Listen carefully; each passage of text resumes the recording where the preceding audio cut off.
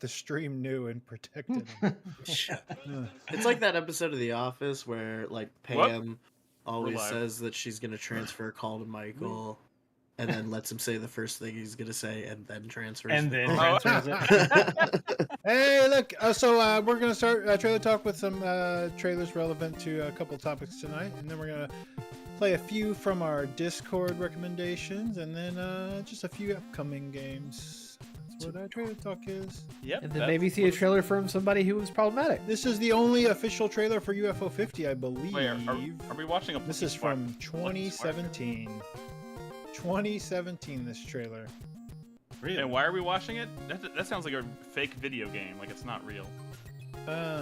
Wait, you really don't know why we're watching it? No, I'm just kidding. I'm just kidding. Oh. I don't recall Actually, this at all. This is Do I? my Was it? latest fantasy critic pickup. So I thought we'd watch a trailer. Oh, did I miss one? Is there a pickup from this week that I missed? There's two pickups. Nick's really not paying attention. I've been really behind this week on That's cool. on this. Oh well, shit. You may have actually bid on the next game. I need to pay attention. Snap to that for $1. No, I get punished for paying attention. Well, How's the stream look? For not paying attention. I think it looks fine. I think. 50. no, I think this thing is going to be a banger. This is 50 games from like talented indie devs. 50 Oh. games. Even they're not huge. They're still games. There's like RPGs, Metroidvanias in here. Coming This thing is gonna 2018. Woo, And can't wait. Derek Yu is making like quite a few of these. So well, they're all working on them together. I think that's going to be a goat. This is the other game I goat. picked up. My list is almost full. I picked This one Almost does full. look cool, and I hate you. I got this one for our bug. I thought y'all were gonna steal this. I had a busy weekend this weekend, and I wasn't paying attention to Critic. Sure, you have no. Ironically. All I know is that Haunty is at 73, and I literally Oh, Haunty got Storyteller, dude. It was like I 80, low 80s. It was And then- 80 last time I looked. I had 10 points from it. Now I have 3. I want to strangle somebody. Dude, that's what happened with Storyteller. Like it was doing fine, and then a 4 out of 10 by someone who just Who like the was fuck holding a was grudge. it? Like, What? like it was Are they some mad at nothing. the It was developer? like some nothing like PlayStation fan site was just like, I don't know, 4. Like It's the risk of drafting games that don't get a lot of reviews. It's the risk. Because fantasy or Nintendo Life. Who the fuck is Kate Gray they only from count Nintendo Life? certified Hey, professional Brad, or critics or whatever. we're gonna talk all about Fantasy Critic tonight, but what about the altars, which is what we're watching the trailer for? This is pretty This sick. is This does look pretty cool. This has a 2024 date. I bid $1 because I have a feeling it might slip, but Is this You like know, I this have a Whopper, but as a open No. world survival crafting game? this is a survival. It's like Death Stranding meets like a No, I know. Oh, But the whole like cloning thing, because like This you have to like clone It's like yourself Moon. over and over again. Death Stranding meets Moon. Spoilers. Yeah. I think Yeah, it looks no. great. It's from Same the guys developer- as This Frostpunk. war of mine. not actually looks- Frostpunk. This War of Mine. It looks Yeah. kind of like 11-bit studios. 11-bit Satisfactory It's a with like very- the running tower. It's more and, story like, driven, actually. It's sort of a survival game, but it's more of like a Death Stranding. Like from what I understand, is it's more about that story and the relationships with your altars and all that stuff. I think it looks cool. This was posted in our Discord. Honestly, I infrared. probably would have bid on it. I just wasn't super confident in the 2024 thing. Yeah, I know, but see, so in my mind, it's big enough to where since it has a 2024 date, that they'll just announce a delay and it'll be. If I was I think paying it more looks cool. attention, I probably would have bid a couple bucks on it and snagged it from you. Apparently. 11-bit studios, Very Castlevania. I'm excited. Wait, is it? Okay, so what is this? This looks like. You'll Dark probably see Soul, the title. Witcher. Quickly, Very this was cute. posted Dragon in our something. Infrared. Oh yeah, I saw the word dragon pop up somewhere. Oh, that's So very like this nice. is a game that if I saw this like 8 years ago, I'd be like, oh my Yeah, god! But there's been so many of these. But There so has many- been a lot. This Yeah, looks but like this Moon one's Crash. real pretty. This is like way. All of them prettier are than- pretty. All of Nah, them are this pretty. is prettier than all. No, this is just a Death's Gambit and a fucking Blasphemous. There's been so many of these. What's the game I'm thinking of that starts with Moon? Dragon is dead. Moon Scars. There's been Moon so many. Scars, thank you. There's been so many. Some of them are really great. Some of them are kind of whatever. But That's like I straight think out of this one- fucking Elden Ring. this looks very blasphemous. Very Yeah, I bet blasphemous. say this looks like pretty blasphemous to me. Early access, boo hiss. Oh, that was early access. Boo! Get that shit out of here. Fake game. Okay, this is funny. Okay, not funny. This is sad. 2017. This game Skip doesn't this exist. one. This game doesn't exist anymore. Can we Who show a posted trailer it? for?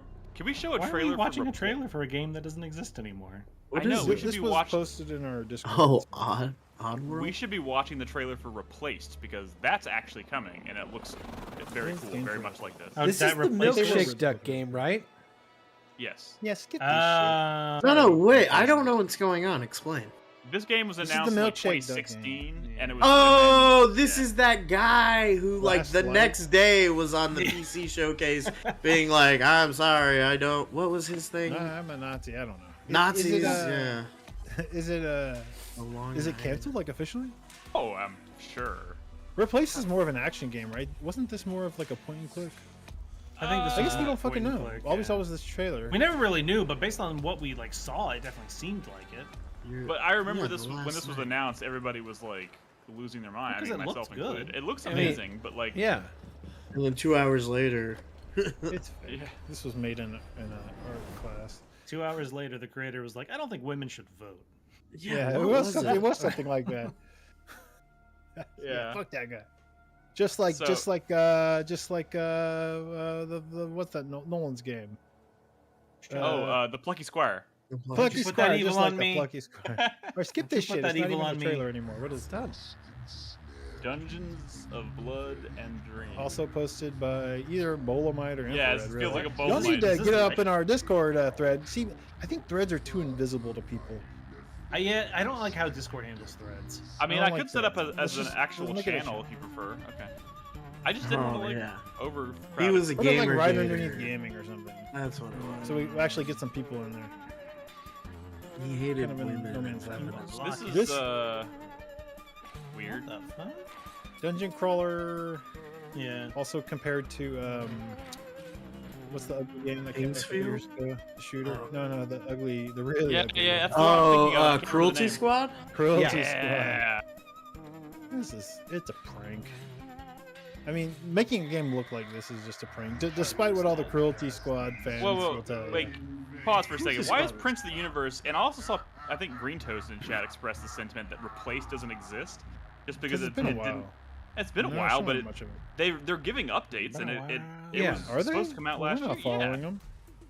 This is Streets of Well, Rogue maybe 2. that's I a heard good personal things about that problem. first one. Just a really cool, Yeah, I heard good things about the first one. semi-roguelike, lots of crazy interactions. This looks cool. Goof Did you do the Pfeiffer vehicle stuff in apparently this game? gifted some remember. subs. Thank you, Goof Pfeiffer. Hey. Guffafa. In Streets of Rogue 2, your Congratulations. either Third solo brand or with donates. friends via online co-op. I don't know How you why. reach your Maybe goal people is should post completely why up to they. you. I mean, bit I of would love to hear why people they- say why they post them. This is on its way.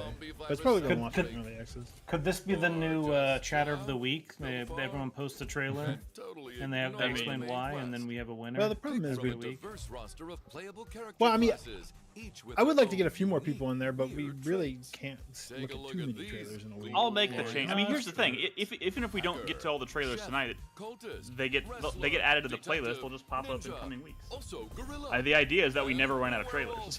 and Yeah. Maybe we can go a little bit longer this week since we started late. many more. Exponential growth is 840 maybe? unsustainable, Nick. Or go I do got some cool guns stuff coming out blazing, or on make here. others do your dirty work. Did you put the last Shape launch trailer that came out today? Nah, There are unfortunately, multiple ways no. to complete Unfortunately, this.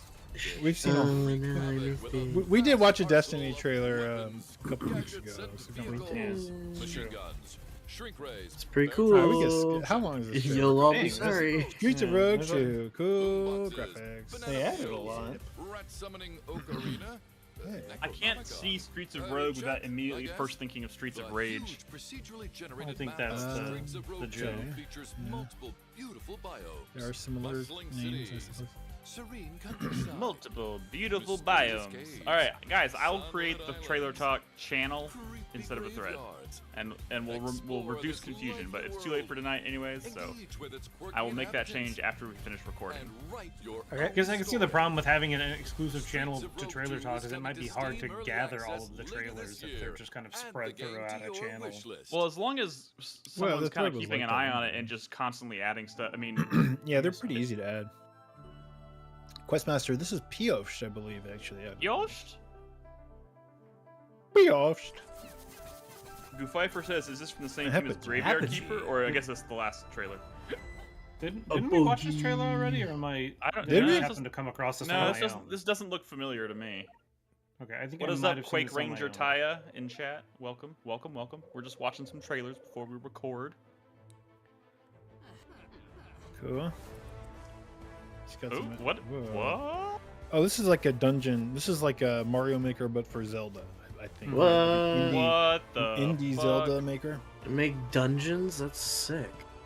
Imagine how much money They're this would gonna make get if it was actually a Zelda Maker. Really good. It'd be nice if Nintendo did cool fun Nintendo stuff gonna like that with their IP. break but, their you know, legs. They just make bad sports games and stuff, or mediocre sports games and stuff. There's so much potential with that. I can't believe they've never made a Mario Troidmania. How What? is that not You're not possible? wrong. Mario's all about getting power-ups. The game makes itself. Did y'all see the info that came out either this week or last looks week great. about that 3D Mario Maker, that Mario 64 Maker? That, Oh yeah. No. It's just a fan made, right? yeah, but dude, that looks really fucking But level good. design in Mario 64 is like what? It doesn't Careful, make sense to careful. me, right? It's a different kind of game. Like the levels that are more like platforming challenges are like the less good ones, the more annoying ones. Mm. So Is our Discord command broken? Like if you Probably. do the I mean, it exclamation doesn't look Discord, like it's working. Fuck me dead. Okay, well I'll see if I can fix that. But Quake Ranger Taya, Yeah, there's a Discord. Questmaster. I'll That's fix, alright. I'll fix the thingamajig. I like it. Oh, it came out I'm gonna fly tomorrow. here, if I can Early Who fix is access. relaunching Early Apogee access. See, Brain? this seems like a game that should be in early access. Oh shit, multiplayer. Fuck 'em. There's did you saw that Zelda Lego set? This is another. I think this is a bowl of The Great Deku Tree. What the fuck is this? This is Balatro, but billiards. I almost put a trailer Good for like a Balatro. game that's like hardcore Balatro knockoff. But it actually looked like pretty decent, and I'm like, Mhm. how are they throwing these games together so quickly after something? I mean, Balatro came out. I mean, even if they started when the Balatro demo was blowing up, it still seems way too quick to have something. I that mean, looked it could that be a good. thing that it was like already in progress, or maybe it was kind of shelved because they didn't think anyone would like it, or maybe they had started something but it wasn't coming together, and then they Maybe got it was just the a basic idea. card game or something, and they just started Yeah. throwing in some jokery stuff because it definitely had that. Yeah, I don't know what's going on with Nightbot, but the Discord command is on. It should be working. I'm gonna guess all of our commands are not working, and I don't know why that is. Maybe it's. I mean, an try iPod. some. Yeah. Maybe I mean, Nightbot's broken. Sometimes bots break. Can All right, you skip log into this shit. Nightbot? Why we've been? You get it. It's like a pool. Poogle. It's Poogle. It ends in Poogle, but 10 Poogle. seconds. Calm But down. cool. Poogle. They should have called it Poogle. Google. Poogle. Well, Poogle. EA might Sorry. have issues with that. This is another. sorry for the broken Speaking of- Nightbot. We'll fix It it. looks like Slave Aspire. no, no, it doesn't, Brad. What are you talking about? Every indie game, every indie card game, they don't all have to look like Slave Aspire. Although actually, there was that one that we watched a trailer for last week, Zillions, that looked nothing. It looked really crazy. So I don't know.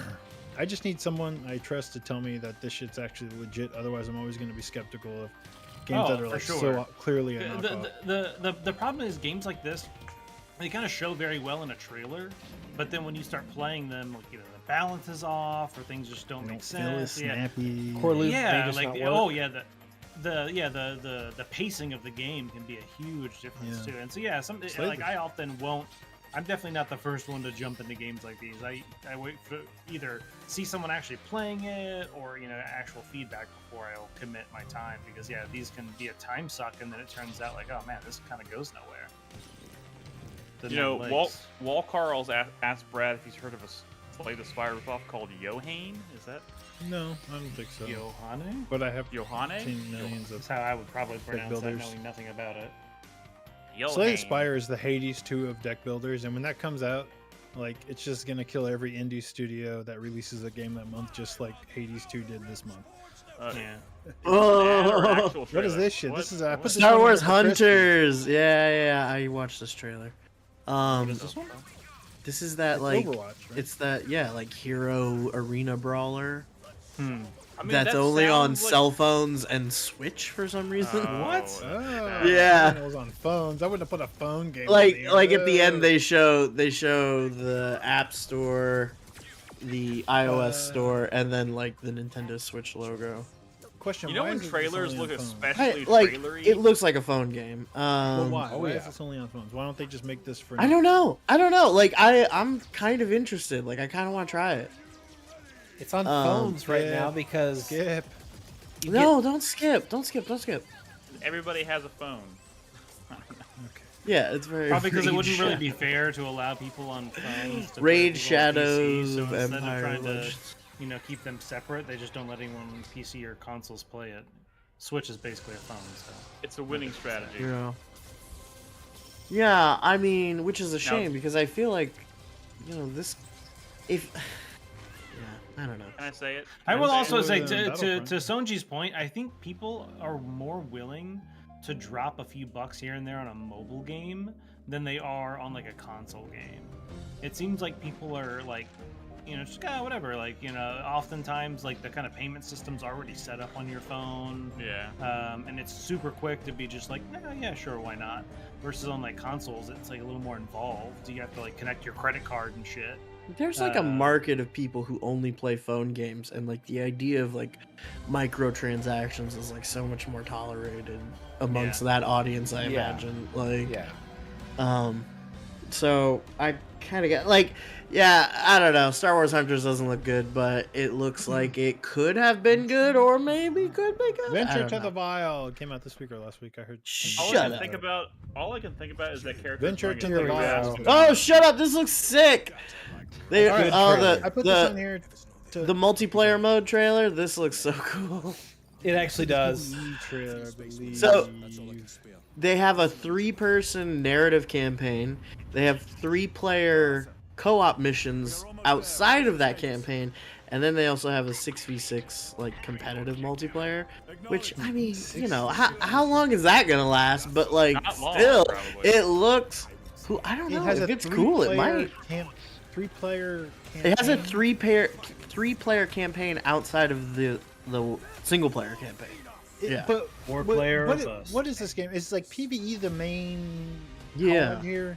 This is Yeah, like I mean, a this horde mode is game? this is all the like add-on stuff. Like it is still a narrative single-player action shooter.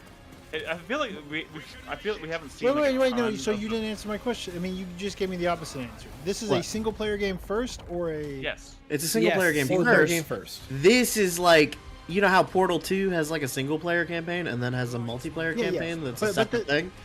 So the three-player three-player campaign is cooperative. not the same as the It's not the same. single-player. You don't play the main character in the 3-player campaign.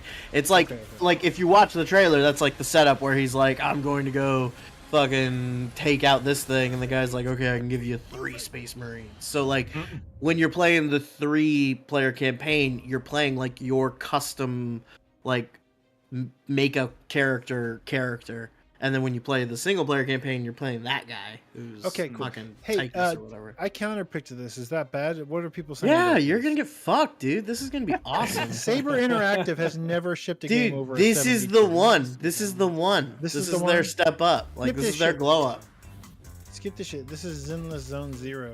Wait. This Why is do we a- want to skip this an shit? This edgelord. is on our fantasy critic. Yeah. Yeah, it's an old trailer. What? I mean, a trailer. It's a few months. It's not a brand new trailer. It's a couple months old. Yeah, I don't feel like I've seen this one before too. What is Yeah, this? I don't recall PlayStation playing was on the this. PlayStation. Oh, Studios. wait. No, Zenless not is- on trailer talk. I just feel like we saw it at like a show or something. Yeah, the PlayStation one. Recently. Yeah, I remember.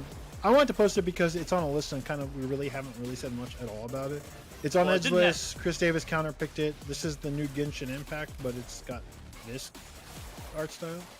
So I think this is. I mean, I think it's actually a pretty cool. looking art style. I mean, This is yeah, a good trailer. that's the thing. This thing's kind of a titan. This thing's a train as a coming, but the question is, how will something like this score? I don't know. It's most certainly going to be fucking enormous. So that has a date now, doesn't it? That's one of the things Yeah, that happened. it's July coming out 4th. in, July. They're in a Decapolice Ooh, here we trailer go. just because it's been a while since we've. Yeah, I think this one's maybe skipped the first third of this. It's not It's a a long normal trailer. trailer. This is on my list, but we haven't seen this game in a while. But I do suspect Yeah, we we're haven't gonna seen have, this game in a while. and I We're think gonna have this an is the update most on this in the recent next month or two, I think. thing. Yeah, I kind of wanted to. I don't know. I still think this game was fucking awesome, honestly. No, but, it's fucking. you know, Level 5 put out a game this month or late last month or this month, like a mech game that Yeah. people. I saw people in like an era thread saying it's actually fucking cool, like actually legit. Okay. Chris Davis, do you know what it's called? No. Somebody in chat must know what we're talking about. Describe it one more time. I'm Megaton sorry. Musashi. Megaton Musashi. Okay, I know the name. Megaton Musashi W Wire came out on April 25th, and from what I understand, is actually pretty fucking cool. So maybe level It's- 5 is. Is it you know, related to big. the Azure Striker Gunvolt games? That's somehow in my head. Okay. This, I have a feeling this game is probably currently in the midst of what do you call it? Localization. Like that's kind of what. Well, is this going to come out this year? Do we have I a date for mean, this? we don't have a date for it yet, but they said it's coming out later this year. I mean, the So- reveal of this game was in English, so I assume The they've been trailer- doing in parallel, you know, Well, the trailer localization. for the game is probably the only thing at that time that actually existed in English. I mean, maybe. And because this game has been out. This game was revealed a while ago. Yeah. All right, skip this. Okay. All right. I'm pretty- skipping. pretty- Calm down. This looks pretty sick, though. All right, we need to wrap this up. One more trailer. wakes the deep. Ooh, I'm excited for this, but I'm also We didn't watch one of these trailers recently, did we? no. That's This my is- knowledge. This is the next game from the Chinese Room. It's the team that made there's nothing Amnesia, on- Machines for Pigs. Oh, sorry. Chris- I gotta click it. It's a pain in I the know. ass. This is fuck, now I can't remember the name. Something of the Deep. Still wakes the deep. Still Wakes the Deep. So it's like a horror game. It's also from the team. It's not the same team that made Soma. This is Chinese Room. Chinese Room. Chinese so- Room. Amnesia, Machine for Pigs. They're also making, or they're the new developers behind Vampire the Masquerade 2. Right. Is that true? Yes, they are. Yes. We've known that for a while. Wait, does that still They announced exist? that last year. I won't wait forever. But this is definitely more in their wheelhouse, I would suppose. Because I mean, this is very much like a Amnesia or a Soma or something. There's another 1 minute trailer after this. We're pretty much done. This comes out next month. I'm pretty excited for it. Yeah, I wanted to do a few June games, but I sort of put those in towards the back. And Blood. Welcome to Konyo drinks Carpentersville. blood. This also comes out in June and Town. looks pretty sick. Vampires.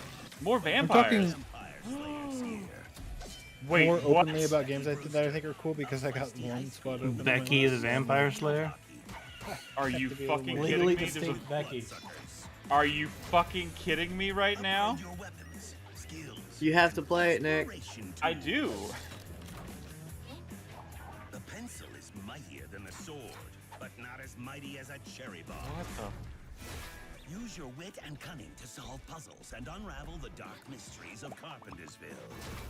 Fight your way through an array of This could have just been like a challenges to licensed rid game. the town of its Yeah, it could have been. Yeah. Who is You the like a Buffy developer? license? This is a hell of an art style. The art style kind of reminds me of Cult of the Lamb a little. Yeah, a little Yeah. Evil rises up. But also the vibe I'm getting is kind of like Dodgeball Academia. I don't know. Seems interesting. Fuck, I'll play that. E73. Can we do one more cool one? It's another 1 minute God damn trailer, it, and it Brad. comes out next month. It comes I out don't next wanna hear- month. Fine, I don't want to hear any bitching though about. Who's How long we're bitching? going. Who's bitching besides y'all? You will. What? Oh my god, this comes out tomorrow. I'm so excited. I don't bitch. You know, I'm off Wednesdays now. I don't care how late we go. Convenient. Damn. Oh, Yeah, this is Nolan. another one that I'm so excited So- for this game. but you don't know what this is. I don't. No, Is this? Why does this look like Nine Souls to me? because Yeah, this is sometimes not games Nine look Souls. similar. This you is got more have with that Nice. old commie flavor. Is this a legally distinct Nine Souls, and that game's not even out I yet? think that's doing a little disservice to this game. Yeah. This game looks pretty nice I mean, in it its own does- right. No, it does, but I thought it was Nine Souls.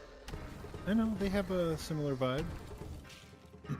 They have a similar This art game has a style pretty, and a similar cool art hero. Like, the character looks like the guy from Nine Souls. The only thing I'd be hesitant here is that the art style, especially with the backgrounds, can be very distracting in high motion.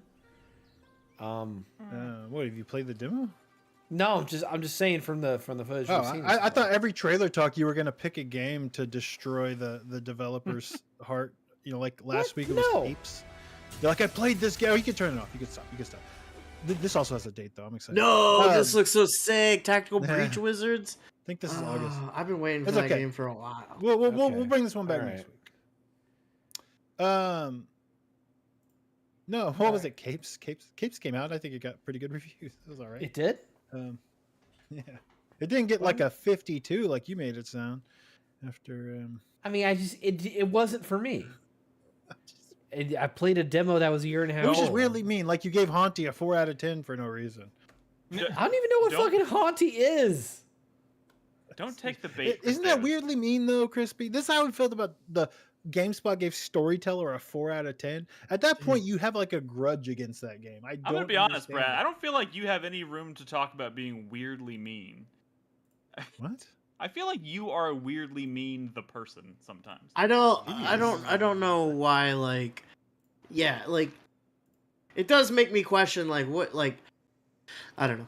I think it's a problem with numbers, right? Like, there's like a problem with the math. Like 4, you gave it a 4. Like, you had Yeah. minor complaints about the game, and you gave it a 4. Like, I No, don't a understand 4 what. is- I don't understand why we have 10 numbers if that's how volatile the system is. Like, I don't know. Like, it doesn't seem useful. Like, a 4 doesn't seem. That number is relegated to like games it's what you give Redfall because you're like, you know what? I knew fucking games as a service would ruin this It's like studio. you're Look at them. really like, 4. like you really feel like a disservice has been done. Not like a game you just heard about today, played and was like, I don't know. Like, I'm not feeling it 4. Like, what are you talking about? That's what I'm saying. That's what I'm saying. And Yeah. again, not many reviews. Now, the more reviews it'll get, the more it'll climb, right? But it sucks, dude. It happened like when Indica came out. But luckily that game had got enough buzz to where it got a lot more I reviews. spent $30 on that game. God damn it! All right, you're gonna have to Whatever. explain yourself on that. Yeah. No, I just I was don't know tired the of matter. losing bids. I mean that's kind of how I've been after I lost Balatro, to be fair. I was like, look, we're almost through the first half of the year. I'm just gonna throw some money at a game, see what happens, and I really didn't think it would be that bad. I also but I think somebody jinxed it. I think it was Nolan. Somebody jinxed it. Fuck you. Jinx Somebody Brad. was like, "LOL, what if it gets like a 73 or something?" Somebody said that. it was at 80, like yesterday. It was. Like, It was like 82, I don't- 81, like 82, 80, and then all and of a it's like I sudden- know that like most of the critics who are putting out these scores aren't considering like Fantasy Critic in their like calculation. or apparently the and I don't think they developers' should. emotions. And I don't think they should. Money on a league. But like the fact that you're just like you just chose a 4 and like ruined my year. Like Your year? How do you think the developer feels? He's Hey, probably like, well, I guess I Crispy. should just stop making games because I personally offended this person. No, I feel like Crispy. I feel like I'm more aggrieved than the developer of the game that got the bad Crispy, you could use your super drop for $40. review. I'm not doing Make that. it the most I'm not expensive doing that. game Look, in the it's entire still thing. shut the fuck up. Look, Super drop? No, look, no. look, That would look. be a You dumb- guys, I'm okay? just Listen, saying.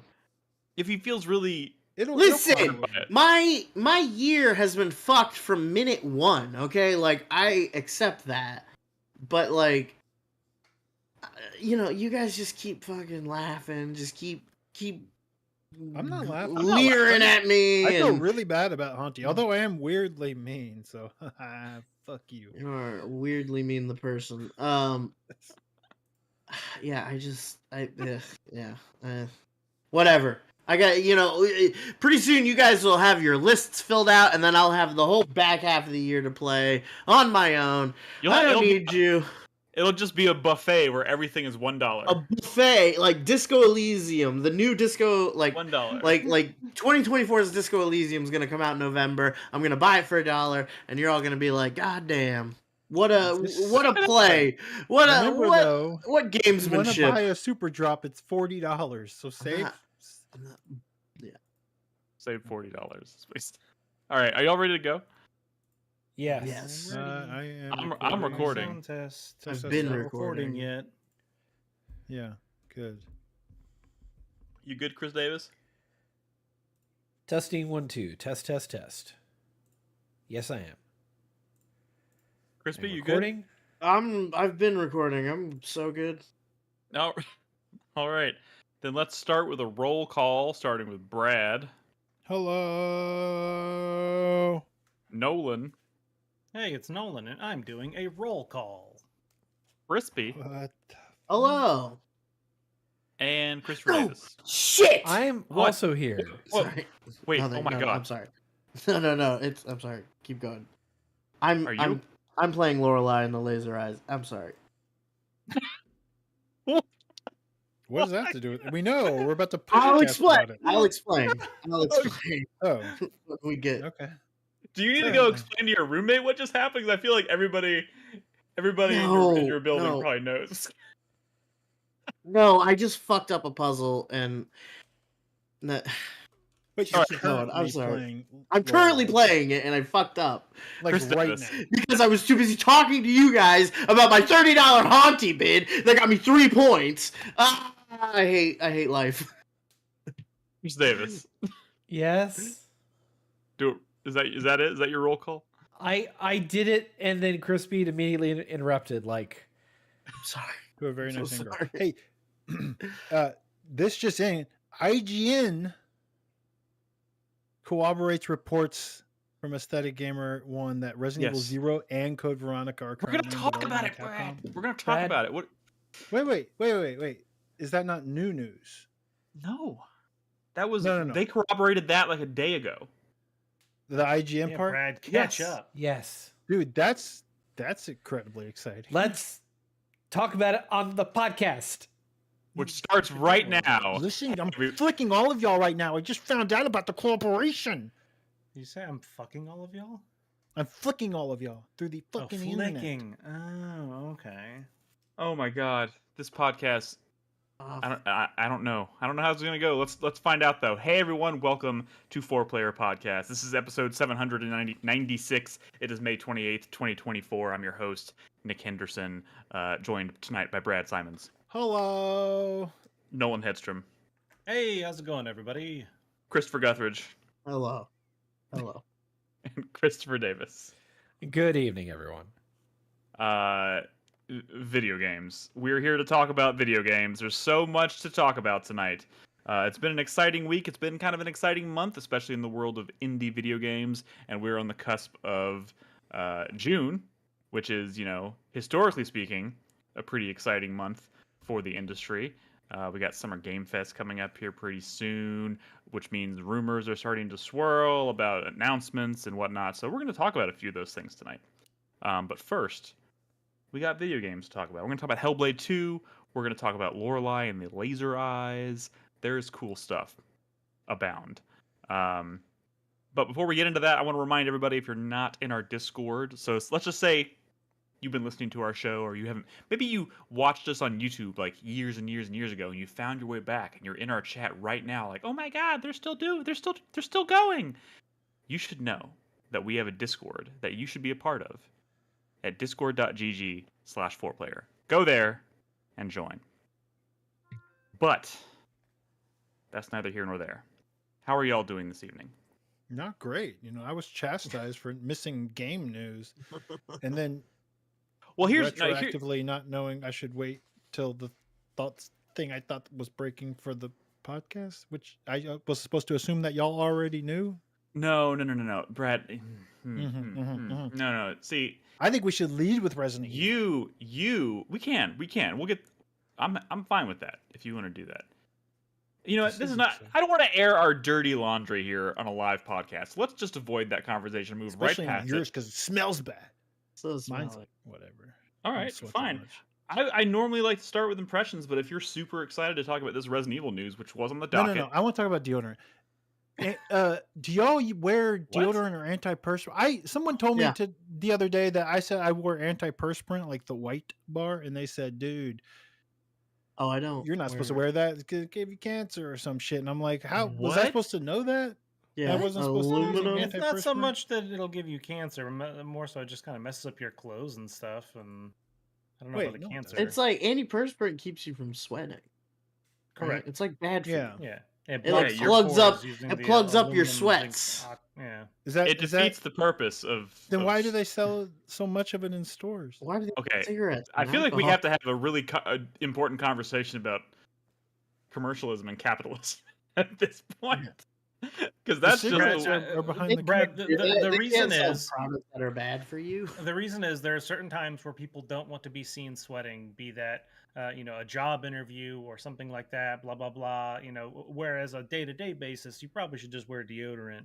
Sweat happens, but if you're walking down the red carpet, you probably don't want pit stains, and so you put on a little antiperspirant for those. But You're I not think supposed on to a wear it day-to-day every basis, you should probably Yeah. just be wearing deodorant. it's a case by case basis kind of thing. Wait, where's Yeah. the? Y'all got a pamphlet about this? Yeah. Yeah, they taught you in sixth grade elementary, as long as you weren't born in 1947. Also, Uh, we did the scientific studies personally, so we know. Yeah. Mhm. In a lab. Well, I mean, I still sweat other places, so the toxins are but- getting out. But like, if your sweat stains are like making it through your jeans, it's a little different than if it's like coming through your t-shirt. Yeah, I think you might have a smaller problem there, or a Yeah. bigger problem rather. Oh shit, that's Um, funny. so Wow, I you're was saying not I expecting. should switch. I mean, I would recommend. you should I mean, consider like it. it's all. I mean, let's be real. It's all giving us cancer. I mean, come on, Yeah, we're all gonna die one day anyway. Like, who cares? But right? I mean, Okay, this just took a really dark turn. no, Well, it I mean- didn't. That's just the circle of life, Nick. It's beautiful. Yeah, but I don't need to Shut think about that in the middle of my midlife crisis. While you're putting on Wait. deodorant in the morning. Yeah, You're midlife one more thing that's crisis. gonna I fucking had to kill go me. find a stick of deodorant. Well, tonight. see, normally I use Old Spice deodorant, the classic scent. But recently I got some of that Mando deodorant, like Mando? one of those internet companies that sells deodorants. oh, I they got do a- like Star Wars scents, right? No, Yeah. I swear to God, it has nothing to do with Star Wars. They're just called. They that. I have don't know one. why. One of those This is the companies way. does like Star Wars scents. Well, this is It not. smells that. like Lando Calrissian. It's smells just called. like- It's called Mando whole body deodorant. It's I want to be like- clear here. I'm okay. I want to smell like Lando, not Mando. Which one are That's you true. saying? You're right. You're right. I mean, my brain immediately jumped to Lando, but I realized you were talking about. But what? Wait. Mando seems like he smells bad. He never takes that helmet off. That's That's disgusting. true. Or That's pretty pits gross. package. That is and true. feet. Yeah, Mando probably stink.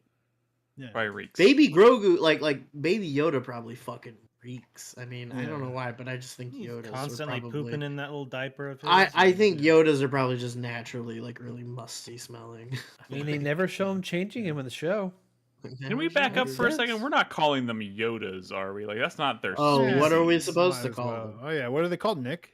I Yeah, don't fucking know, but it's Yeah, what not are they called? Yodas. yeah, it's Yodas. His name was Yoda. So what?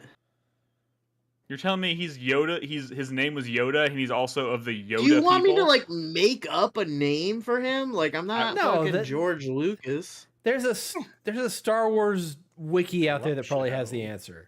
There is not. It is very specifically, clearly like an unanswered question by George Lucas's design. There was a theory at one point based on like a artist's rendition of a bunch of Yodas around like a altar that their species was the Wills, which is like from the original title of Star Wars is like the Journal of the Wills, blah blah blah. But George Lucas said they're not the Wills, and when he was working on his own pitch for a sequel trilogy, he incorporated the Wills, which were like microscopic metachlorian-like beings that Because live that in went ice. so well the first time or through. I mean, that was his More whole like thing the for the sequel won'ts. trilogy. Is like he thought he I like was like, we're Pocahontas. getting into micro universe. I like Pocop's idea that they're goblins. Yeah, They're just Yodas. goblins. Space goblins. Space They're goblins. Space goblins that are very strong with the Force. I'm okay with that. I'm cool with that. Goblin D's nuts. Goblin D's nuts. Got Anyways, Brad, do you want to deflect again to another completely random topic of I'm just conversation? reading a lot of this stuff about on the internet. A lot of the stuff about antiperspirant's mostly just bullshit or / myth. So I mean, y'all can't scare me away from the good stuff. Okay, have fun with your armpit cancer. I mean, look, I'm seeing links Jesus. to those websites that say it's bullshit. Alright, They next were topic? probably paid by the antiperspirant companies to discredit them. They can't be trusted. Unfortunately, you It's- can find any information you could possibly want on the internet, whether it's for what you want or against what you want. He's not It's true. wrong. This That's is a right, fact of life. and- Okay, Brad. Again, I'm going to give you the opening. It is. If you do you want to talk about the big rumors news now corroborated by IGN right now, Yeah. or do you want to wait? Well, I thought it was breaking news. I would have been much more excited about this earlier in the week when I heard about it, just being a rumor before the corroboration. But that's exciting. What do we know anything about it? I mean, Okay, is so it- so here's so the trajectory. I saw in the Or- rundown that you had mentioned something about Resident Evil rumors, but I thought it was still more just kind of the other stuff related to So I don't the stuff that we have. kind of know is already coming, like the Resident Evil 1 stuff. Well, or- no. Listen. Here's the full shebang, right? Because the way anything with Resident Evil usually happens is it almost always originates with one of like several like really prominent leakers online. The biggest one, the one that I've always followed, is Dust Golem, who's now goes by a different name or whatever. But he kind of disappeared off Twitter, and then he pops back in when big things happen, and was like, oh, by the way. And he like sprinkles some rumors in there, and he's like, "I've heard this through the grapevine," and he has a pretty strong track record of being correct, right? So he popped back in earlier this week, and he was like, "Look, I have to clear the air about a few things and talk about some things that are changing that I've heard." And we talked about this a couple weeks ago because Resident Evil 9 was supposedly going to be was originally planned to be announced like next month as part of like Summer Game Fest or something, presumably, or maybe at the PlayStation showcase or something. I don't know. That apparently has changed, and the plan is now to announce it either later in the year or even next year so that it's released late 2025, early 2026. He also said that there's been strong rumors and speculation that, and even he talked about this a while ago, that there was a remake of Resident Evil 1 in the works. He now says that is false. That project does not exist and has never truly existed. For now. Resident Evil 0 and Code Veronica are both in development, and those Which are is the the next crazy two news, games. right? Because those are the Right. ones that we thought maybe they would just sort of skip over. Do you think they would do like time period wise, timeline wise?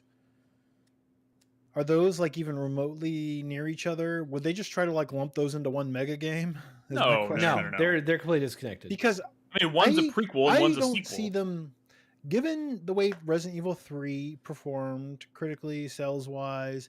I would think they would be worried about, let's say, a remake of Resident Evil 0 not hitting as hard, even though it would be like a more substantial remake like 2, because 2 did well, 4 did well, but those were like the popular games. 0 wasn't fucking popular. Look. That game, like, If I had bombs to in my guess, mom. if I had to Code guess, Veronica was okay, but I mean, they're still obviously splitting these projects up between teams, and if I had to guess, I would say that the team that made Resident Evil 3 remake is probably on Resident Evil 0, and then the core like Resident Evil team that did 2 and 4 is probably working on Code Veronica. What's the reasoning behind that? So well, 0, I think 0 is maybe the less popular game in the series. It's the quote unquote the throwaway one, the one that fewer people care about.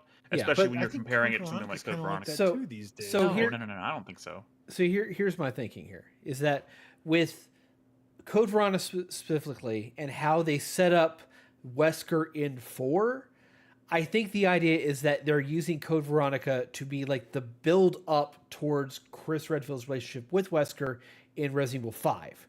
So when they eventually remake 5, not saying they should, but they're probably going to do it, that's their like narrative throughput and introduction to like what they're going to do there. Now, as far as 0 goes, okay. Do we, and this is just trying to be realistic here, can you remake Resident Evil 5? Yeah, why not? They remade Resident Evil 4. No. Listen. I think it's because it's problematic. Africa. They're in Africa, is what you're trying to say. It's in Africa. I mean, but I'm not just saying it because you can make stories in Africa. I think it was. Nick, I'm not saying Africa's a real place, Nick. Yeah, Nick. Look at a globe. Okay. No, the portrayals were the portrayal of the zombies. I mean, the imagery was dicey. Yes. You're asking like, are they just gonna have to like steer clear of that like completely? I mean, can they pull that off like and have it not Chris be kind of Redfield weird entirely and not make it about a white protagonist mowing down? Oh no, they're gonna keep that. Well, their solution before was that there's not just black people in Africa, and all of a sudden there were all kinds of, it was a multicultural, like it was. So, you remember the game? That was sort of like a last minute, like they just started palette swapping, like, here's a Mexican guy. I'm just saying. It's a different world. It's a different climate, and it's like it's like, do they want to do that right now? I don't know. I mean, did they want to do it? I think they want to make money. That's what they want to do. So here's my other thing is that with 0 specifically, the biggest gameplay mechanic from that game was switching between your 2 primary characters. What if, since Resident Evil 5 is a co-op game, you make Resident Evil 0 Remake a co-op game as well, and then you use that foundational level design and gameplay mechanics to build out the co-op experience of a 5 remake. Sure. But wouldn't it just be easier to do 5 first if that's the case? Because 5 is just mostly... At this point, we are moving pretty... Right? Like, it's already kind of modern. We're moving pretty far outside of the scope of like what's been corroborated here. I mean, this is all pure speculation. It is speculation. Do you think it would be more of a traditional, or like more of a Resident Evil?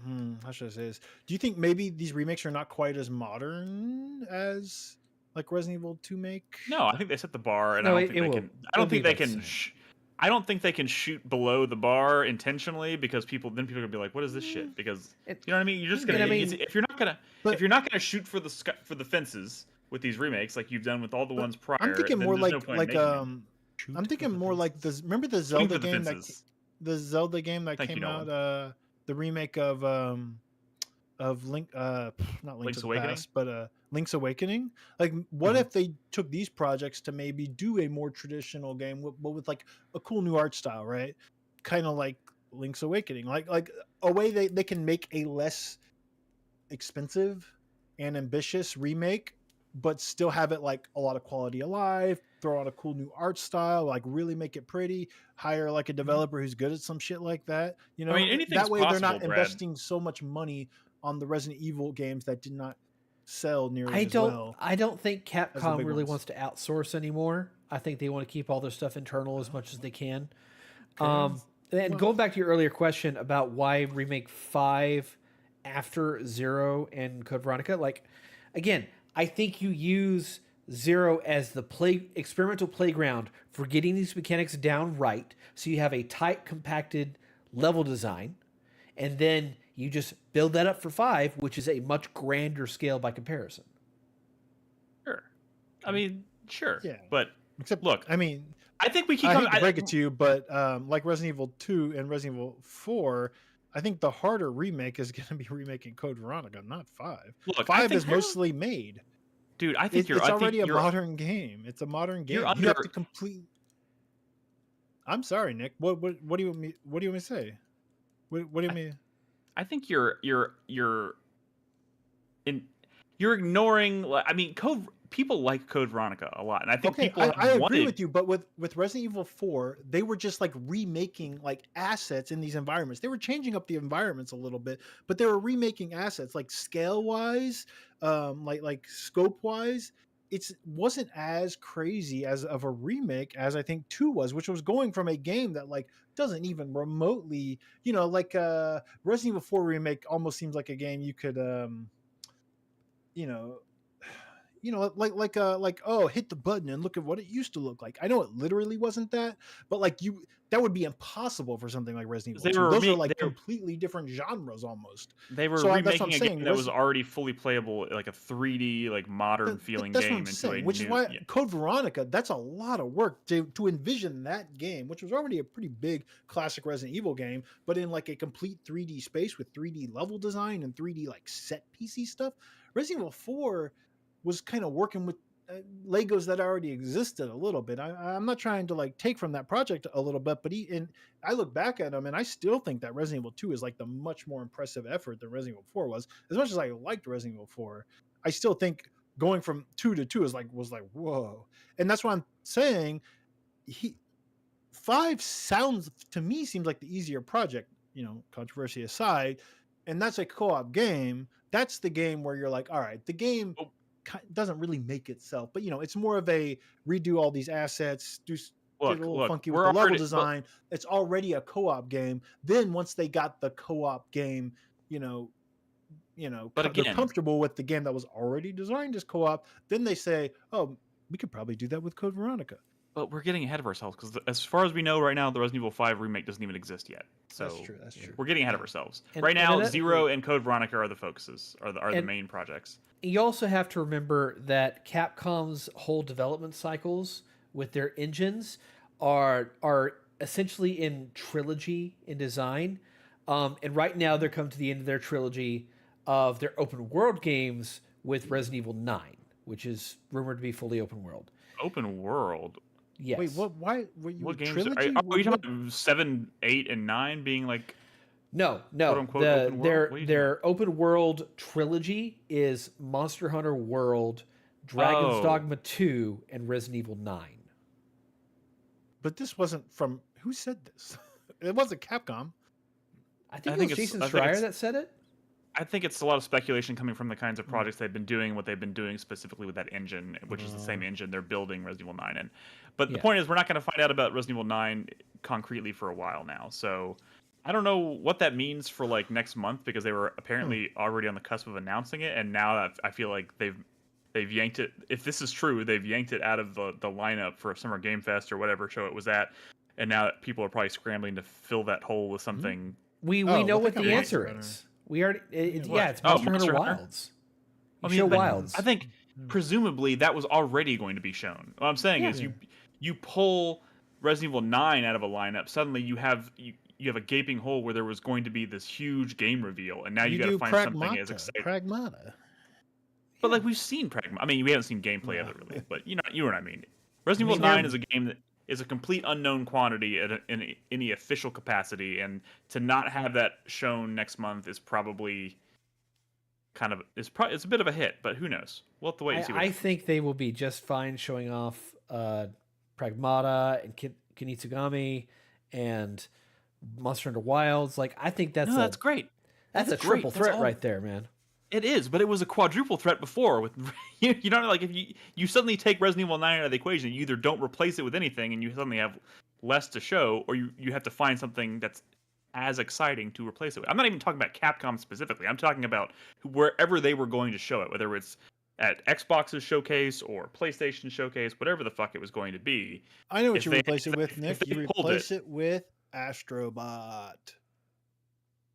Okay, I guess we're doing all of the new stuff. Okay, sure.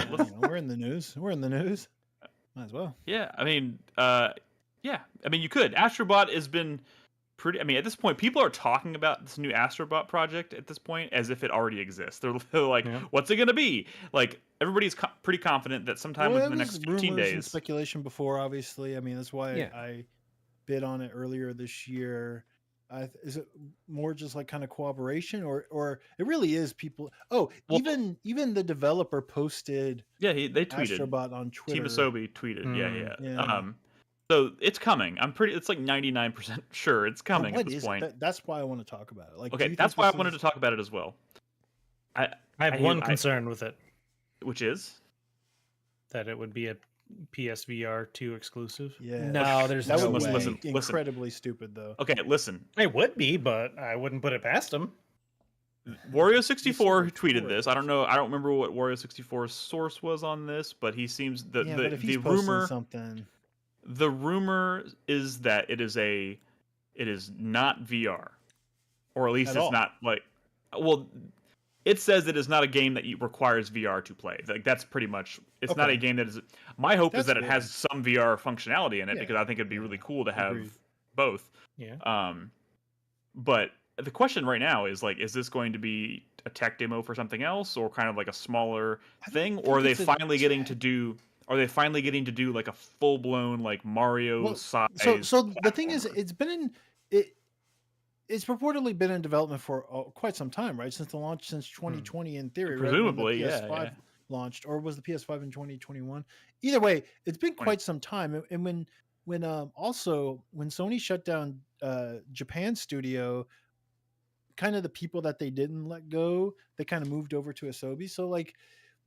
They've definitely, I feel like, would have been working on something by this point a little bigger than the thing that launched with the PS5, which was a really cool game, but it definitely was more of a controller tech demo / nostalgia piece. It was a cool fucking game. I mean, both the games, for all intents and purposes, both those games were tech demos, quote unquote. No, but they were like, no, Rescue Mission was like a full blown platform. Yeah, Rescue Mission was pretty big. Right, but it was designed specifically to show off the hardware. Yeah, like sure. I think my hope is that now they're kind of they're unshackled from that, and they're just like, make a cool fucking game. I do think Rescue Mission is pretty unshackled.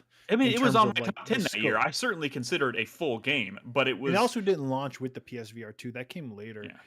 I would say so. The reason I was confident to bid on it is because the other poorly kept secret is that there's a Pro coming this year, right? Or is that still not been announced? I imagine we're all gonna. I mean, it's been unofficially announced. It hasn't been officially revealed, but Sony has been talking about. If I had to guess, that PlayStation showcase that is supposedly coming in the next 15 days, where they're going to announce this Astro Bot, I would imagine that would be a pretty good place to announce the Pro. It would make sense that Astro Bot launches when this Pro does, but all that also makes you wonder, like, what is Astro Bot showing off for the Pro, and is it going to be? I'm assuming it would still be playable on the regular PS5. Yeah. I wouldn't see them wanting to put it on hardware like the PSVR 2 that just hasn't sold much at all, because then you're not going to sell software. It's already hard to sell software on VR. So I think best case scenario, full blown platformer that you can play in VR as well. Probably maybe even best in VR. Or at least have like a VR, like a secondary like VR campaign or mode or something in it. But like, but if not, if it is just PSVR 2, I do call dibs first. After Nick. I'd tell you what would be pretty cool if you want to do VR. One person is playing with the controller on the screen. The other is managing the camera in the PSVR 2. So where you look is where they're moving, where they're going to... Like you're shining a flashlight on the ground, for example. Dude, that would require so much, trust like with the person. VR like a co-op experience, is what I'm saying. VR does really kind of change the pacing. Man, Rescue Mission's so good. That's literally one of the best. I listened to a podcast today, actually, where they were talking about, are they still going to like lean into like the history of PlayStation kind of thing? And then someone was like, what if they did like a thing where like all of the... hold on, someone talk. My microphone just... It's not been the best. It's not. Remember, this is not the only Astro thing. There was also the Astro tech demo that came with the PlayStation camera. right? That was a Remember PS4. Nolan Yeah, like shit went out on a clip once. He shit out yeah. an Astro Bot. I didn't shit out. It went in The my playroom. Oh, you sucked it in. You inhaled it into your Yeah. butthole. Exactly.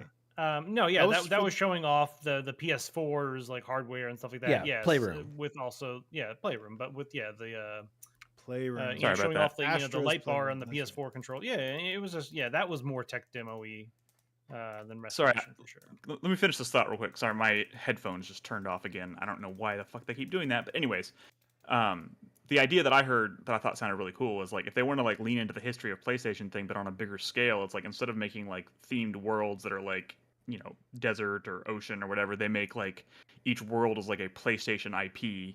So it's like you go to the Horizon world, and then you go to like the Sly Cooper world. They just have like a huge like catalog of IP that they could like turn into full blown like worlds, and I think that would be like yeah, that would be cool. it'd be a cool way to revisit IP At the too same that time, like I hasn't do been around kind for of a just while. want this to be like, just to let them have their Mario Odyssey moment or whatever, and just let them kind of be a full blown its own thing, because they deserve it, right? Yeah, no, I think I think it's the new Sackboy. I think whatever Really don't happens, say it's that. gonna be cool. I think I think it's destined to be pretty fucking amazing, to be honest. And let's hope it comes out this year I still consider for personal I- reasons. I consider both of those Astro Bot games to be some of the best like just Yeah. platformers I've ever played. I think they're fucking amazing. So yeah, very very cool. I hope we find out more soon. Sony still hasn't said, like everybody's been kind of waiting. I think the original thing, I think Jeff Grubb said that there was gonna be a PlayStation showcase before the end of May, and obviously there's only like 3 days left in May, so I don't think it's gonna happen. Well, obviously it's not a show. Well, the last I heard, speculation wise, is that there might be like a state of play that doesn't have a lot of the big first party stuff, like just kind of like let's say they announce it, I don't know, any minute, and then tomorrow is the state of play. I could see that kind of happening, not with the showcase though.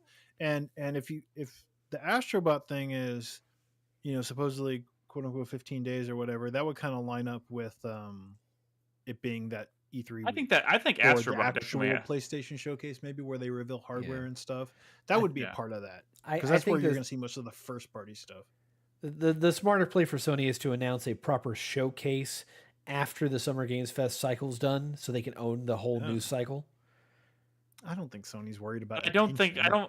but yeah, I mean, that would probably be smart, but I don't think that's gonna happen. Yeah. Because I mean, Well, unless They plans don't want to. change They don't behind want the to do scenes. anything past like this Thursday, because if they do, then that you're running up against the Summer Game Fest stuff, and eventually all your stuff is just going to get drowned out. You know what? I'm gonna call it, because we are. So I'll talk about this a little bit later, but there's a Silent Hill thing happening on Thursday, and I'm like, I wouldn't be surprised at all if Sony's like, oh, by the way, it's a we're doing our Silent state Hill of. event. Yeah, it's the second Silent Hill transmission or whatever that Konami's calling it.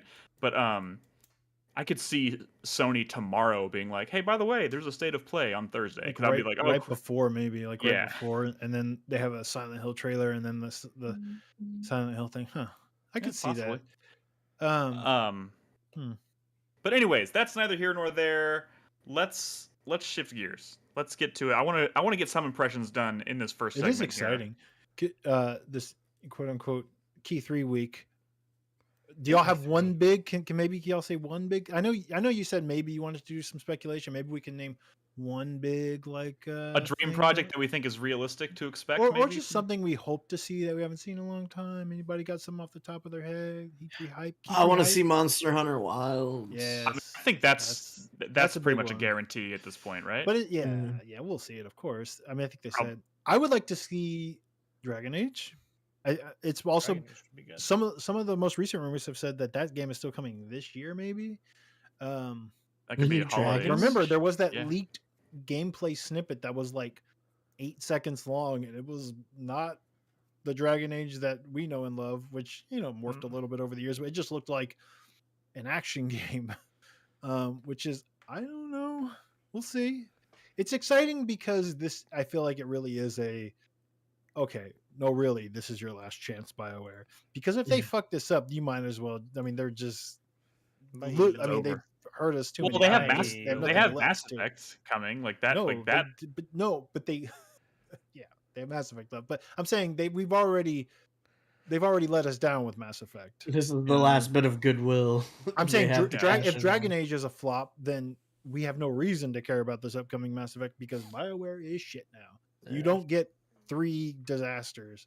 So That is true. That is true. That is true. it's been a long time. You know, I'm trying to think of something specific, and this is maybe just more curiosity, and I've talked about it a little bit in the past few weeks, but like, given all the fucking shit happening with Xbox, I just want to know what the fuck their plan is. Like, what their game plan is for their, because they have a big showcase coming, right? And like, they've got to do something awkward. to try and win people. It's gonna be awkward. It's gonna be real fucking awkward. But you got to think they probably have some cool stuff to show. But like, just I what think is they're the just gonna vibe cut there? I out all don't the know. talky shit, and it's gonna be think they're just very gonna like shoot game themselves in the foot focused, again. right? They just show the games and let the games do the talking because no one wants to hear them run their fucking mouths. Really, They about have to show Game off. Pass, and it's the play where gamers play is where we want to be. You know that. I mean, we shit. know that we know Blops is gonna be like a major part of it. By the way, That's a separate showcase. yeah. But by the way, I'm confused. They announced Black Ops 6. Did we ever get a Black Ops 4 and 5? Maybe 3. Oh, there was a 3. I remember That's 3. a boring question. Nobody here cares about. 5 was Cold War. It was several years ago. Yeah, Okay, there but like, was but that was called definitely a Cold 4. War. It wasn't Yeah. called Black Definitely a Ops, 4. was it? It was Black Ops Cold War. Oh, I had no Are we idea. gonna see Fable? Yeah. With Richard actual Ayoade. Fable? Good for them too. That's the big thing is that they have to show off everything they announced this generation with. State of Decay 3. Oh, Perfect Dark. No, Perfect dude. Dark. I want to tell you right now. Get that out of your head. Perfect Dark is not being shown at Microsoft's thing this in June. Not happening. Although will- you know how Chris Davis was saying, maybe Sony should kind of wait a little bit to do their thing. It would be good. Sony is famous for going after the people they destroy. And adjusting Back with the Saturn and the PlayStation, where they just go up and announce their price of being $100 less, or Yeah. with the Xbox One, they're like, "This is how we share games on our system." You know, Yeah. I feel like given how much Let someone hate else there is shoot for themselves in the Xbox, foot.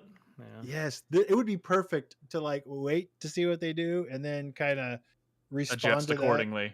Yeah. adjust accordingly. Because I mean, look, this is how you share games.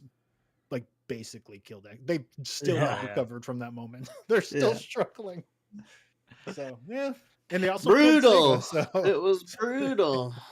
Absolutely. So if you want to, Also, there's rumors of like a PSP. that There's might shit. play Here's the shit. PlayStation 4 games. I'm not kidding. Hmm. There are rumors of a PSP, and they're not bullshit rumors. They're Isn't maybe Brad we usually should the be one paying who tries attention to like quell our expectations for these kinds of things? No, I'm and just now saying what he's people like, are talking about. I hear there's a PSP. No. That's not like a 4chan rumor. Apparently, there's like rumors from like it might be more of like a handheld PC. Now that all PlayStation games are going to PC, That's true. but I mean that still would be cool if I they mean, called it it a would be. PlayStation Portable too. It would be. I mean, on the topic of a PSP, my only concern at this point is whether Sony has production bandwidth to do it. Like, we're talking about having a PS5, a PS5 Pro, PS Portal, PSVR 2, and now a PSP 3, essentially. Like, Yeah, but I mean that's they're a hardware 5 company. major They can production pipelines. figure Like, it. you have to call something. But like they're Yeah, gonna kill call the half these PSP. things. They're probably gonna call the PSVR 2, and they're gonna Yeah. call the PSP 3 or whatever like a year later, like they did with the Vita. Look, man, come on. I know you want a PSP. Who I'm doesn't just- want a PSP? I'm You just know, being the- realistic. You're wrong. The more I've used my Steam Deck while sitting in bed with Moonlight, I'm like, Under the moon. I kind of, if I could get maybe that PlayStation Portal is not such a bad idea. Oh no, No, don't do I'm it. not doing it. No, I'm not. very Calm down. specifically. No. I Specifically, know. You can do it on your Steam Deck. I know. no. Specifically because that remote play streaming is bad. It's not going to be anywhere near the quality of Moonlight. So what you can do on your Steam Deck is actually much better than what you can do with the Portal. Don't worry. I have not actually entertained the idea. Yeah. Well, I'm just letting you know it's not a good product. Okay, before we Even for move what on, it does. I want to give Crispy some time to talk about Lorelei and the Laser Eyes. But like before we Let's move do on to it. that, is there anything else? Anything anybody wants to throw out there about Summer Game Fest predictions, or are we good to move on? I mean, I just want to throw out there that, like, if you want to talk about possible reveals, I want to show me Bioshock 4, man. Let's do it. Bioshock 4. Cloud Chamber has been working on agree this for with that. 6 years now. Like, And that is a heavily rumored thing because 2K basically said that their next entry in a major franchise is coming soon. Yeah. Also, I'll throw this out there. That 007 IO Interactive game, I would love to see what that looks like. Final Fantasy Tactics something, please. yeah. We're highly expected to get the new Doom game, which is supposed to be like medieval themed, which sounds very exciting I'm gonna be to me. honest, the Dark Ages like medieval themed Doom sounds fucking incredible. Maybe that's to what me. Phil Suxer was hinting at when he was wearing that Hexen shirt. It wasn't actually about a new Hexen game. It's like like a little tease for where Doom is going. Yeah. I'd play that. I'd play that. Yeah. Yep. All right, Crispy. Are you ready to talk about Lorelei and the Laser Eyes, which I hear you've been having Laser. a whole thing with Lorelei. You've been into that game. Yeah, lately. it's Show us your yeah. notes. How much time you got? Show us your notes. You Show have us the 4 notes. minutes on the clock starting now. Show us the maze. Show us the maze. You remember the maze? Remember the maze? Yeah, he's we get some Lorelei spoilers. I do have a Spoilers! notebook. I do Oh have a man, notebook. he actually for everyone listening at home, Crispy actually Notebook busted out a mandatory. notebook full of notes. I love it. I love it. I do have a notebook. So,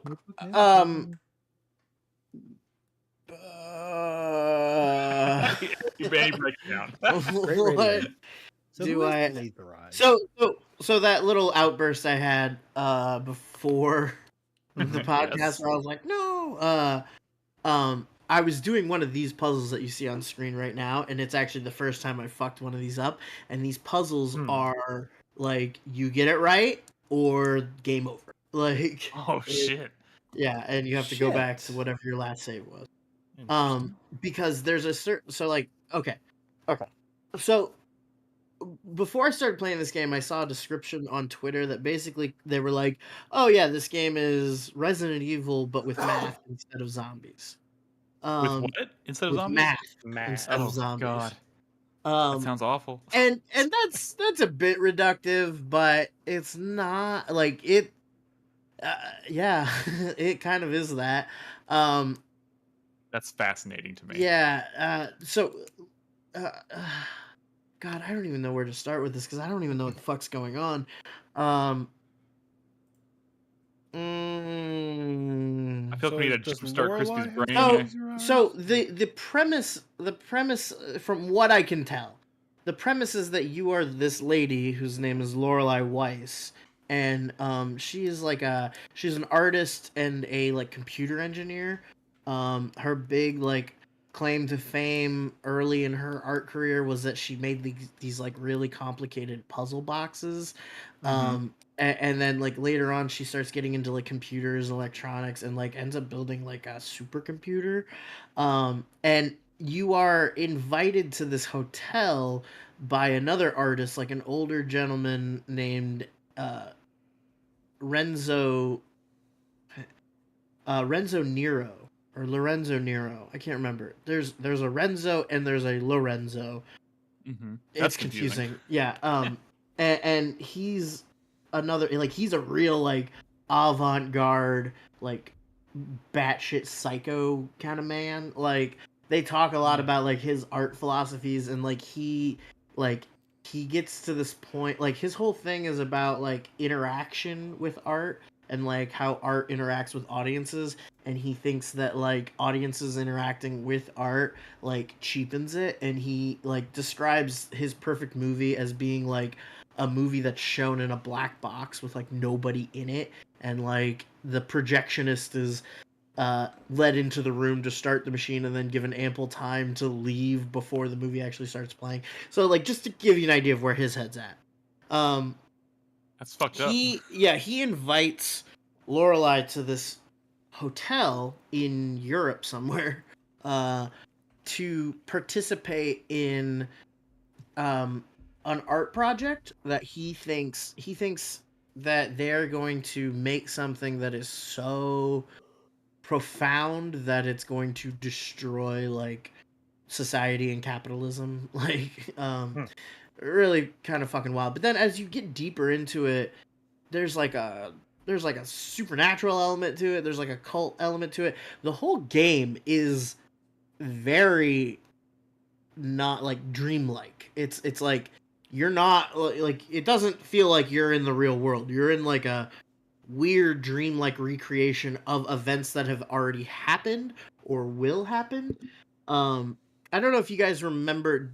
Do you remember that trailer from the Game Awards? I think it was last year, where it's like a man just kind of like narrating, and he's like, you know, he's saying like he's saying he's talking about he's talking about Nero, and he's saying like we want to inform you that we are no longer financing Mr. Nero's projects, and we suggest you do not participate.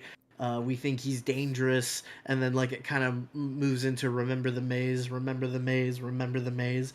The maze is kind of like thematically the center of this whole thing. The project that Nero wants Lorelei to work on is building a maze, but like he won't tell her how to build it. And like she starts building it at one point, and then he like destroys it and is like, no, start again. Yeah, it's fucking wild. And a lot of the puzzles have to do with mazes, but like the game itself, god, I don't even know how to like jump into this. The game itself is wild. Like it's you are the entirety of the game's space is the hotel and it's like surrounding grounds. And it's basically like the hotel is a giant puzzle, and you're just trying to like open up rooms, find keys, solve puzzles, So open it's the other Resident Evil puzzles. aspect. Yes, and I would also say that most of the puzzles are kind of on that Resident Evil level. Like it's not like The Witness where like the whole point is just like To break you. the game just kind of holds like the game is just kind of a container for like these puzzles, and like the puzzles are really like mental and abstract, you know, like a lot of the puzzles that you're doing in this are very much about like spatial awareness and like navigating the space. Right.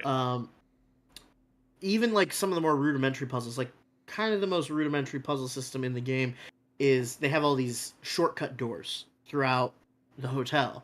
And one of the first rooms you can go into is a library, and you find a book in the library that's just a list of puzzles, and each one has a number, and then each shortcut door has a number, and then you consult the book, you solve the puzzle tells you what number goes into a 0 to 100 dial on that shortcut door, and then that's what opens the door, right? The puzzles in that book are going to be the kind of stuff like you might find like in a logic test or something in school. Like they're very like textbook. They're very like, here's a string of numbers, and then like the middle number is blacked out, and it says what should that number be. It's a lot of identifying patterns. Yeah, exactly. A lot of like identifying logic, and then just like using that to kind of fill in the blanks. This section that I'm in right now is one of the mazes. And this is like, so when you gain access to this maze is when like things go from weird to like really weird. There's like a window in the mansion in the hotel, where like an old woman is like floating in like a red dream world beyond it, and she like pulls you into the maze, and you use her to get out. It's actually this woman who's right here.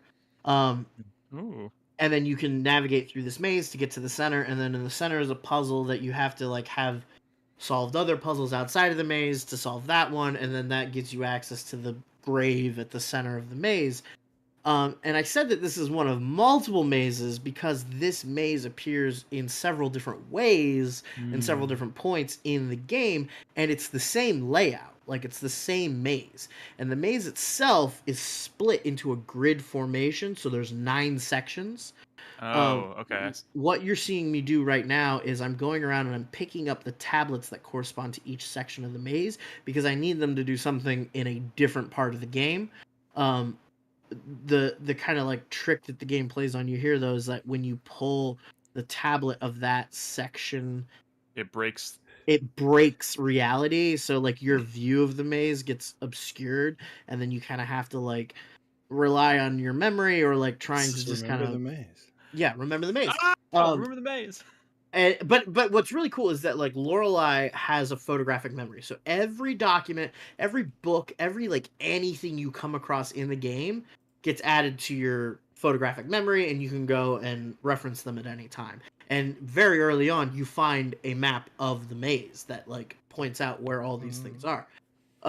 So there's another version of the maze where there's like you go into a mirror, and then you're in like a first person view of a different maze that's laid out exactly the same way.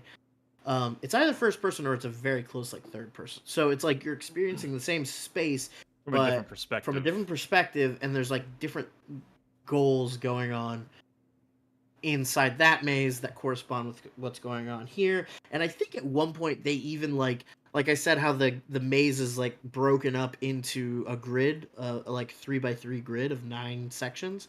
I think that grid of sections, like they start using the maze sections as like an alphabet or as like numbers to So indicate. it starts to get like puzzles. Yeah, it's like it's very like puzzles and puzzles and puzzles and puzzles. Very Tunic-like, right? Yes, it is. It is like that, and it's very much about like pulling on threads and just kind of like following where they go. I haven't been overly like mentally taxed by a lot of the puzzles in this game. There's been like maybe 2 instances so far where I've gotten like genuinely stuck and I just didn't really quite like grok the concept that they're trying to present. Because there will be a lot of times where it's like they're showing you symbols or numbers or letters, but their usage is much more symbolic than like, you know, like you're seeing a bunch of numbers and it's not really telling you to do math. It's telling you to look at like the shape of the numbers or some shit like that, you know? Like it's really, really weird. So, but you're saying you're not getting stuck on puzzles, but are you finding the solutions to be satisfying? There's a lot of puzzles in here where like I solve them and I'm like, I'm a fucking genius. Like yeah, like So, yes. I do feel like there's like the way things dovetail into one another and the way that like the game is really good at teaching you concepts and like lines of logic that are consistent throughout the game. So at a certain point, like you feel like you're kind of like speaking the game's language. It is it becomes a thing where it's like early on it's really easy to make progress because there's so many different threads and so many different directions to go, and then as you kind of like open up the hotel and those threads condense a little bit, it becomes much more difficult. And there are definitely a few, so there are like a few puzzles that I think are like actually difficult, like actually like you know, you really kind of have to think outside the box on this one. There's a lot that are pretty like I said, like right in that like Resident Evil area, like where it's like just a bunch of Resident Evil puzzles. Like the puzzles are meant to be engaging and fun and give you a sense of accomplishment when you complete them, but they're not like trying to weed people out like say The Witness. You know what I mean? And then that's the sweet spot for me. That's my jam. Yeah, and then Witness there's is a sweet spot. No. He means the Resident Evil style puzzles. Like that's. I heard this game is hard. This is the one where the developer was out there saying, like, "Look, we don't expect everybody to finish this game, and we don't care." It's tough. So, like, here's the thing: like, it's tough, and you can definitely complete the game. I've been looking on like the Steam forums, pretty frequently, and the one thing I'm noticing is that there's a lot of people finishing the game. There's a lot of people like completing the narrative of the game. Not a lot of people getting 100%. Like a lot of people getting like 99%. It could be an animal situation where it's like not hitting rolling 100% credits doesn't mean you finish the game per se. Right. And Simogo was apparently on Twitter saying like nobody has found the secret yet. Like there's some kind of deeper secret in the game that nobody has hit on yet. Nobody's seen the Matrix code yet. So, a couple things. One, I worry about like the success of this game and the fact that like I don't think it's selling all that well, and if that's actually, so Animal Well was a game that a lot of people played, so people are probably going to find those secrets quicker because so many people are playing this. Do you feel like this is a game that if not a lot of people are playing, maybe those bigger secrets might just go undiscovered? But I don't Guess know. people That's find just it. speculation. I don't know. The other thing is, because I mean, the way you described I the guess I story don't really have a about the black sense. box and art that no one sees or whatever, and now I'm worried Yeah. about like, Yeah. like, is there meta stuff going on there? Like, is this Yeah. talking about like another Simogo game that no one played? Anyways, no, my question is, or the thing that I see come up the most often is as far as like the negative that almost everyone agrees on from what I've seen in reviews and people discussions about this game is that people seem really frustrated with the UI, including that the button that brings up the menu is the same button you use to interact with things, and that there's no back button. Has Simogo talked at all about like some quality of life? Because I see everybody complaining about this. I see people complaining about that a lot. I don't Like, there's no back button. I really don't understand the criticism though, because I don't know. I mean, I think it's more of like, it's not that this control scheme doesn't make sense. It's just that people like, it's like how they put like jump buttons in games that don't need jump buttons because like you just feel like you need that like fidget of being able to jump. Well, I don't know. Because I don't think like you can play this game one-handed. You have directional keys which move the character. It's like tank control movement. And then you have spacebar, which you hit spacebar when you're not like up against something contextual, and you hit spacebar, it brings up the menu where you can access photographic memory and possessions. But it's also your interact. So like if you're looking at like, so for instance, you might even see it here in this footage at some point, but like I'll look at a door, interact with the door to like see what puzzle is on the door, and then I hit the interact button again to get out, and then I turn the character around so that she's not facing the contextual trigger, and then I hit the interact button again to bring up the menu to reference whatever I'm going to reference, right?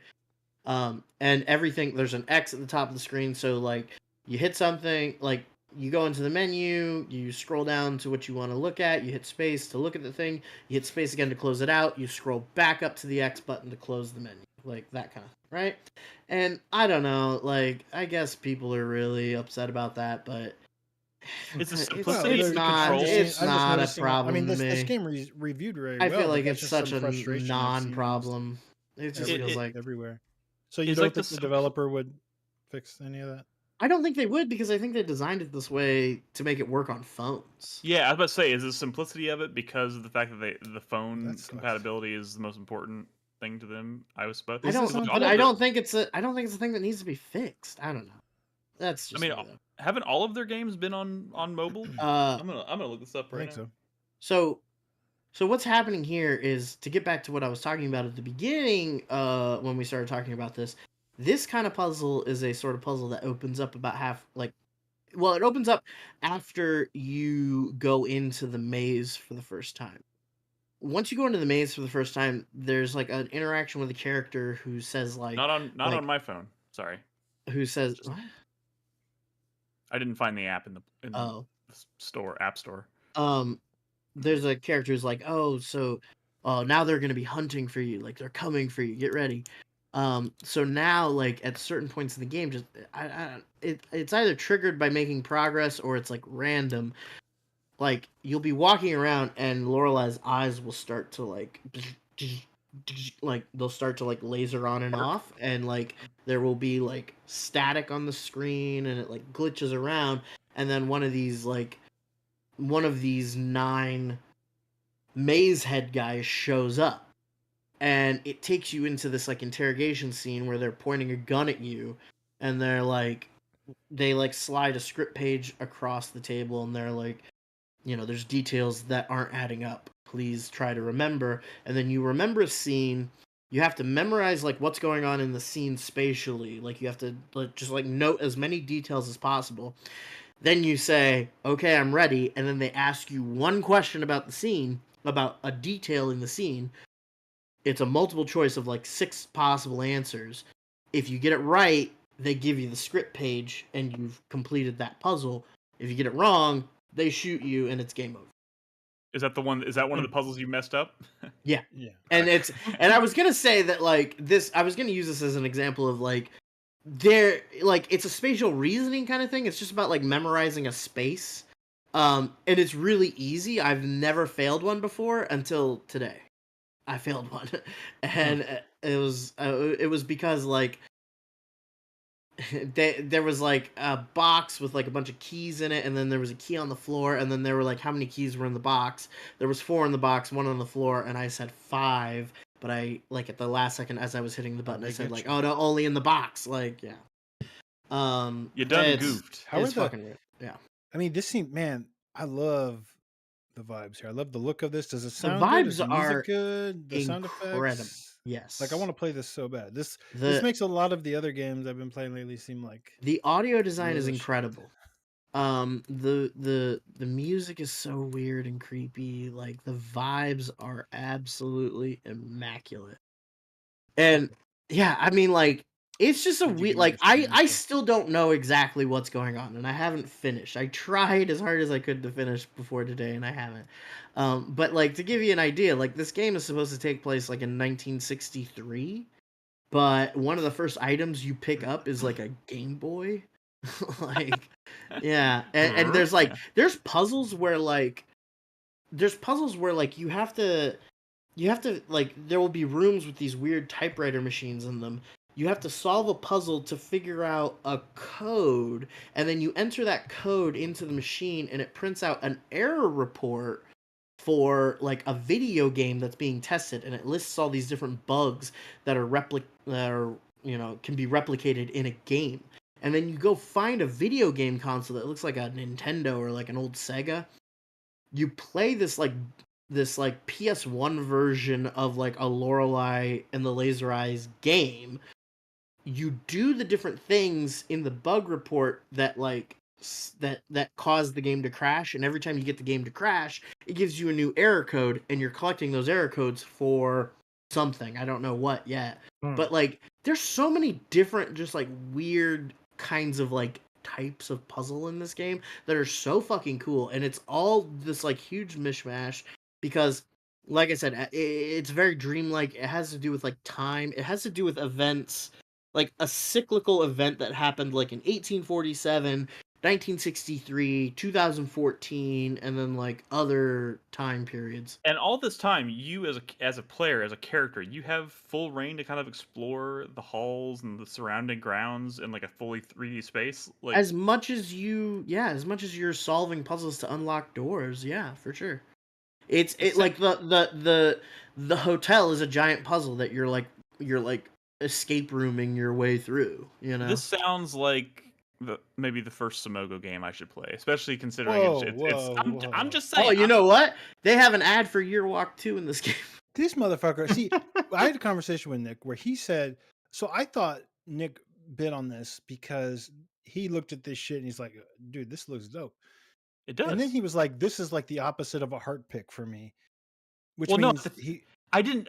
This was before reviews came out, and I didn't know how Resident Evil it was. Like, I didn't know everybody was going to be calling it. There's no combat or anything. Well, I know there's no combat, No, that's not what I'm talking but about. that's not what I care about with Resident Evil. Like, I didn't know you were going to be basically exploring this giant hotel, like free reign, like, and all the puzzles were going to be kind of like reminiscent of Resident Evil. Oh, like when you bid on it, you didn't know what this game was? Dude, you're not listening. Well, Stop trying to corner me into saying I didn't know what this game was. I knew what the game was. I assumed you knew what it was because you spent a ton of money on it. I didn't know. But I mean, I knew. I'm more talking about whether you thought it was for you or not. Like you were like, I don't know if I'm going to play this. I mean, I'm just saying because I bounced off of Year Walk. Device 6 was not a game that really spoke to me in any way. But I looked at this and I was like, okay, this looks more like kind of my jam, and it's more of like exploration base and it has cool vibes. I think you dig. No, this. I know. That's why I thought it would be a game for you. You're the one who kind of said, this wasn't really a heart pick for me. and I was just kind of And it surprised because wasn't. At the I time, thought it this was wasn't. like super up your alley because you love The Witness and all that kind of crazy puzzle shit. You love Resident Evil. It's like a marriage of two things you love. Except I bounced really hard off of Year Walk, and it's like Sumogo has Yeah, you so keep bringing that far. up, but that's just like a relatively simple What do you game want me from to like a tell you, decade Brad? ago. What do you mean to tell you? When I picked this game for Fantasy Critic specifically, it was not a pick from the heart. It was a game that I was like, I don't think I'm going to play this. I don't have any intention of playing this. It looks kind of cool, but I don't think it's going to be for me because this studio has never made a game that really resonated with me. No, I think you should play this, Nick. I mean, now I'm like certainly the thinking I should play the this. world is very. I mean, it's very contiguous, like the mansion in Resident Evil 1 or like Raccoon City Police Department. Yeah, and that's like, yeah. Also, yes, please. You I'll love take your. that. These days, I'd say you're pretty like puzzle game pilled as well. Puzzle pilled? Yeah, puzzle pilled. Hey, look, Sumogo broke me once. They broke me, and I just, it was just like, I don't. Year Walk. It was like one puzzle in Year Walk, and you just wrote this whole devil. Yeah, basically. I mean, I just like but even then, you still kind of me. admired that relatively simple game from a decade ago. Yes, absolutely. I wish it's like one of those games. Like I wish I could figure that puzzle out. But I'm saying this doesn't even kind of resemble Year Walk. So like you had to. I mean, they do have a style. They do have a pretty. I mean, like this is pretty unique looking, but it's also like you told me this is a Sumogo game. I'm like, I believe you. This looks more like Sayonara Wild Hearts for sure. Right. You gonna look up any? Oh, there's a video game. There's a video game retailer that you can call. So there's a phone in the game that you use to solve a lot of problems by calling people. And eventually you find an ad for a video game retailer, and you can call them and buy video games that they mail to you.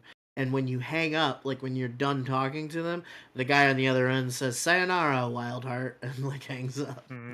Also, I don't know if any of y'all have played it, but I highly recommend Sayonara Wild Hearts. It's just kind of like a good vibes, like gameplay wise in that game. It's just kind of like whatever, but man, like the soundtrack and the visuals and like the actual story that's going on there, like top notch. Y'all should absolutely play that game. Yeah. It's cheap, and I don't doubt. I even think it works well on a phone.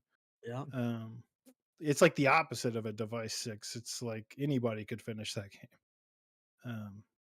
Cool. Well, I haven't finished it yet, so I don't really know how it sticks to the landing.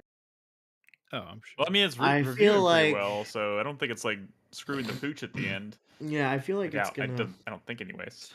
I mean, this is. I feel like this is a pretty special game. It's really good. Yes, it looks like it. I'm loving it. In the shuffle and this is definitely a top 10 like material sort of game. Yeah. So I'm gonna need your Steam information, Crispy, because I don't have access to your library. No, support the dev. For someone to buy support the dev. You have a job. May has been crazy. May has been. I might pick it up too, but then again, you don't have my Steam information either.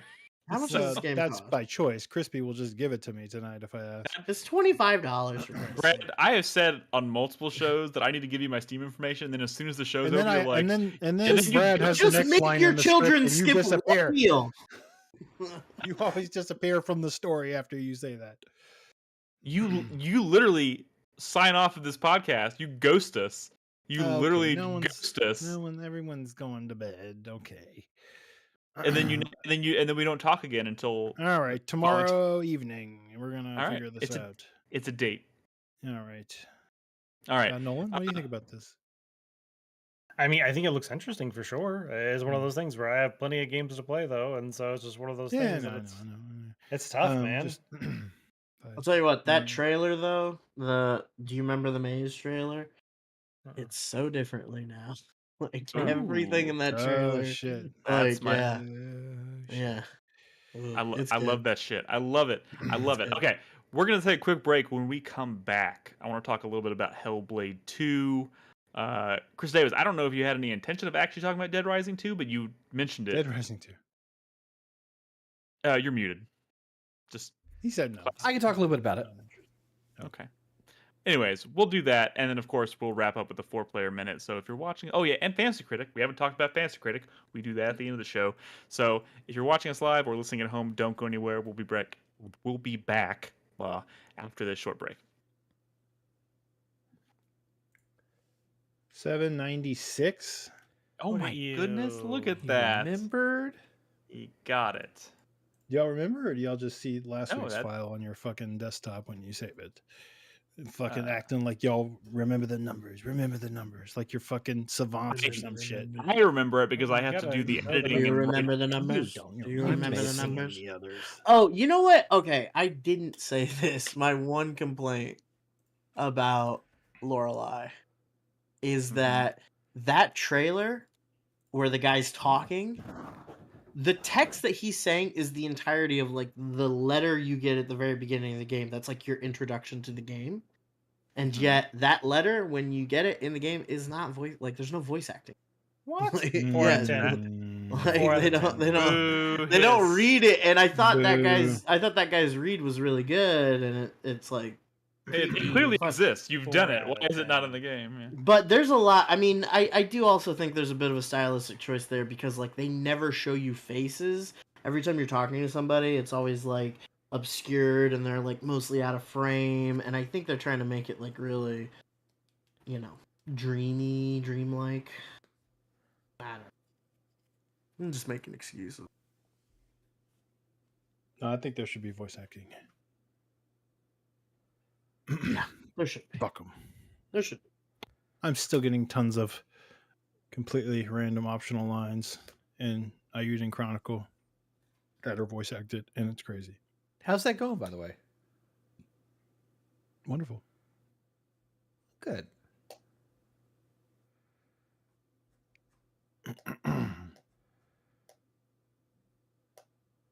Some of the mini games are you have to do a lot of them to get characters that are tied to them. So if you're trying to get all of the characters, which people usually try to do in a Suikoden game because it leads to true endings and stuff. Yeah. Some of these mini games you have to play a lot of them. And while I really enjoyed like the car game and did all those and got that character, the fucking Beyblade game, I just don't understand it at all. And I got to play a lot of it apparently. But I mean, I'm enjoying it immensely. I mean, there's a lot of balancing issues, and you know, there was bugs and stuff early on, so the reviews make sense. But I mean, I love it. I'm over like 60 hours in at this point.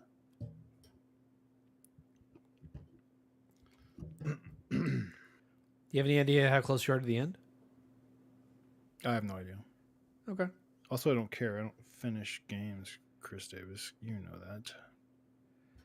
I mean, I think that's inherently untrue. I just play a lot of games at once, and I don't. You know, a lot of people are like, "Oh, I got to finish this game before moving on to the next one." I just have to. I'm never like that, so I've literally just started games and not finished anything since the start of this year, pretty much, outside of roguelikes, roguelike runs. But you know, I still go back and play things. You know, like I played a shit ton of Yakuza lately. And you know, I'm also over 60 hours in that. So, you know, I game a lot. I don't do it like other people, I guess. You know, like I'm over 50 hours in Ronin, over 50 hours in Unicorn. You know, it's just how I play things. Yeah. I've been playing a lot of Dread Delusion, which is fucking rad. Talked about it last week. Yeah, you were real positive on it. Yeah, it's super cool. Super cool. God.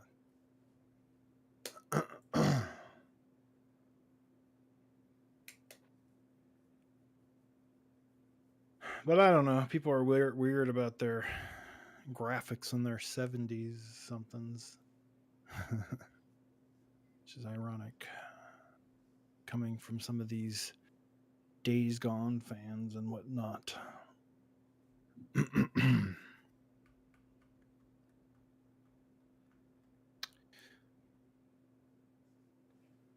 Okay, I'll be right back.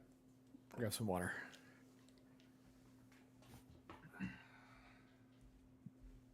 What sounds miserable? I'm sick if I sound miserable.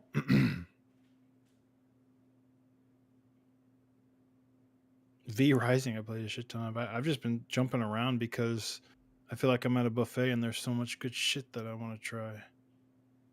I finished Stellar Blade and I finished Hellblade. Ain't nobody give a shit that you're finishing games. How dare you? I finished the Blades this weekend. Literally having a conversation over here about not finishing games. I thought we were having a conversation about games we finished. No one gives a shit. Doesn't mean anything. Well, fuck you. No, it's true. It just means you got more free time and you're. Jesus Christ! I'm just telling you the truth. I finished the game. No, I see you. You feel so fucking accomplished, like you're a better human because you're finishing games this weekend. What the fuck, Brett? This is what I was talking about when I said that you're like strangely mean, like for strangely funny. You mean? Yeah. Okay. Also, Hellblade's like a 2-hour game. Stop. No, it took me about. You shouldn't feel accomplished. For it took me about Hellblade. 9 hours. Yeah. Come on, Nick. Well, we all know why it took me 9 hours. Not a regular human could not wring 7 hours out of that game, and you're over here saying 9 hours. Well, it has a photo mode. So. What about Stellar Blade? How long did that take you to finish? Pretty much 40 hours. Give or take.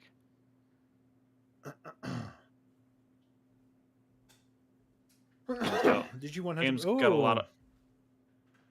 Main story 22 hours. Main story insides 35 hours. Completion is 54 hours. Okay. Tracks Stellar Blade. You do 100% or anything? You didn't get all the cans? I got all the cans, all the outfits, and I did the secret ending. Cans? So whatever that amounts to. You collect like soda cans. 9 hours, cans. you said? He hates these cans. It says main story is 6.5 hours. Is there side stuff in that game? I'll talk about it. I will definitely talk about it. Look, the reason it took me 9 hours is because I probably spent a good 2.5 hours messing around with the photo mode. Yeah. All right. Well, I'm recording. I too am recording.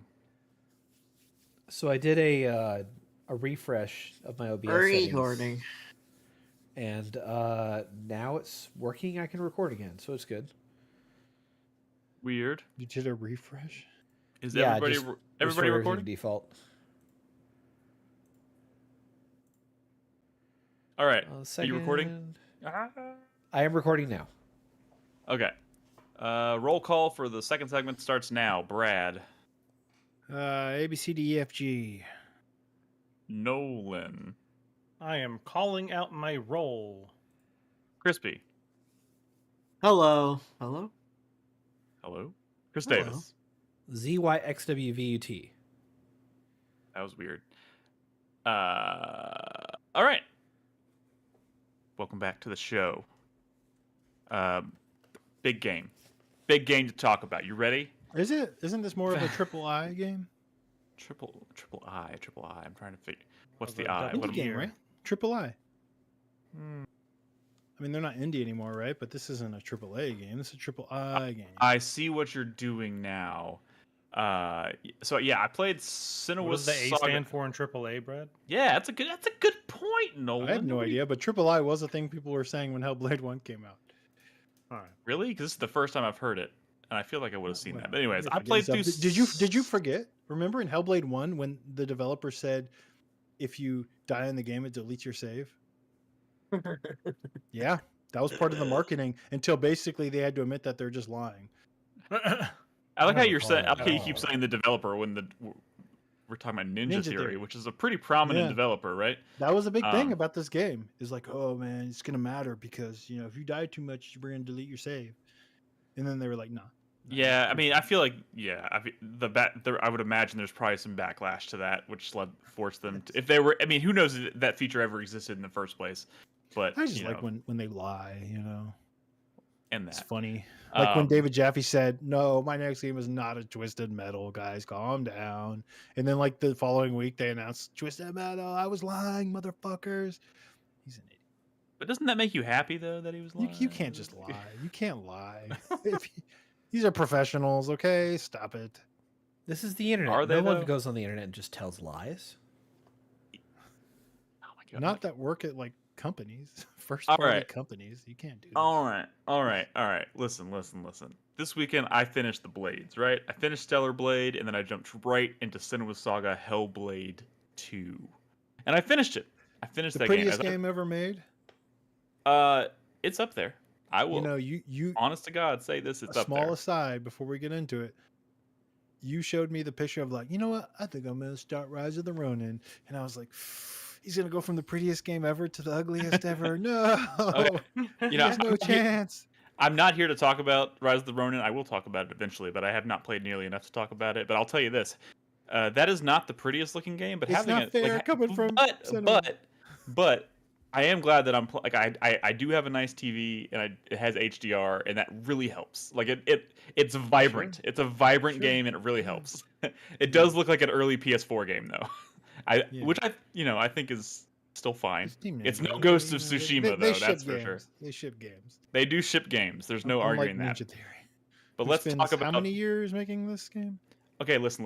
I feel like you're already setting this up. Like you haven't even heard how I feel about the game, and regardless of how I may feel about it, you're already setting this up to like trash talk it. Look, What? No. yes, you're All I said it was short. I just said it was short. Nolan's over here. He knows what I'm talking about. I saw that. Look. I know kind all of of y'all are, like Brad. Hellblade, right? That first one, all of y'all like Hellblade, right? That was- a it lot was- of people yeah. did. It was on my No, top I'm 10 saying that on the year. podcast, like I think specifically Nick, Nolan, and Crispy, all big fans. I don't remember Chris Davis's take. I did. I played it. I liked Sure. it. It was We in my all top enjoyed 10 it. that year for a reason. Now look, we've talked a lot about expectations. I mean, it was hard not to talk about expectations with this game because leading up to it, there was just, first of all, especially right up until launch, there was fucking no marketing, and before that, there was just like they went these huge long periods of time without showing any of the game, and when they did show it, it was like, well, are you just showing us cutscenes or story stuff? Like, what's the meat of this game? Like, because everybody's kind of expecting a sequel, and I think that's just. I think this is a side effect of just kind of like the state of the industry and the state of like the consumers in this industry they expect games as a series gets older, they expect games to get bigger and more expansive and more what's the word I'm looking for, ambitious, I suppose. Bigger, better, and From more game to game. badass, as Right. Cliffy B once said. But you know, to Sure. be fair, Ninja Theory was a quote unquote indie studio, and when they released Hellblade 1, it looked like a AAA game, but it didn't have the scope of a AAA game, and that's Sure. probably because they were a smaller developer. That DMC, they were working with Capcom, they had a lot more money. Hellblade seemed like more of an artsy passion project. So when they got purchased by Microsoft, the narrative everyone just sort of assumed, well, now they have the time and the money, and this was in development for a long time. Well, This I is going think to be a bigger thing. This is going to be Microsoft's God of War. I don't do know. believe this was in development for quite a while before they were actually acquired by Microsoft. So I don't know if that acquisition did anything to actually change the project, other than give them more support to make it more polished, because it is a very polished game, but it's a very polished game that feels like an extension of Hellblade 1. Like, if you're going into this expecting this to be more open or more emphasis on exploration, less emphasis on story, deeper combat, like it's not. It's just none of those things. And it's comparable to the first one in terms of its length too. Like, obviously that's what you said. Like, I finished this game in about 9 hours, but I spent like a good 2 to 2.5 hours messing around with the photo mode, because it's one of the prettiest games I've ever seen. And the photo mode, luckily, is quite good, so I couldn't help myself. But yeah, I think this game does what it set out to do, and it does what the first game set out to do in a very big way. But it doesn't show a lot of. It's almost like they had no interest in making a game that differentiated itself from the first game mechanically at all. Like, that was never part of the design doc. Yeah, it is exactly the same game mechanically as that The first one game. was like, I played a little bit of it. It's like combat's kind of punch out, right? Kind of. Yeah, I mean, there's no UI to speak of. Not to speak of. There's no UI on the screen. It is so. When you're in these like tight one-on-one combat encounters, you're reading their movements and trying to decide whether you want to block, or dodge, grapple, or like roll to Pattern different recognition. sides. Yeah, so it's pattern recognition and trying to identify the best use of your movement, right? And to their credit, the thing that they do in this game that I think is they do really, really well is they've made these combat scenarios really intense, like from a like framing standpoint and like just kind of making it feel like super fucking visceral. Like there's some crazy like what you're seeing on screen right now is a very early one, but there's some later in the game where you're just like in a village that's like on fire and there's like the Draugr, like the creatures that you see in God of War, right? But maybe a more menacing version of those. You're just surrounded by them and they're just like people are getting massacred around you and you're kind of just like in the midst of the action and there's people coming in and out of the fight and like knocking like you could be like about to like deliver a killing blow on one enemy and then someone else knocks another enemy from off screen into them, which knocks them out of your view, and suddenly you're fighting a different guy, and then like it just kind of goes around until everybody's dead. So but people are going in and out of your your combat situation really fluidly, and it makes some of the most like just ridiculous action sequences feel really, really good. But with that said, the combat is just super simplistic. And I've seen people say like this is more simplistic than the first game, and they might be right. It's been a long time since I've played that first game. I don't really feel that way. I feel like it's about the same. But it is just interesting to me that like almost all of the ambition in this game was obviously went into the visuals and how can we make the story resonate better. And I think they succeed. Fun? Here's the thing, Brad. I would never recommend this game to you because I don't think you would find it fun at all. It is a game. Like there are let me just tell you this. Like, and this was kind of the same way in the first game too, which is another big surprise. I was like, I was expecting them to maybe add things to, like, because you can kind of like wander off the beaten paths periodically and find these like hidden things that will like tell like. It almost sounds like Mimir from God of War, like telling you stories and like folklore and stuff. So it's kind of fun to find those and hear these like stories.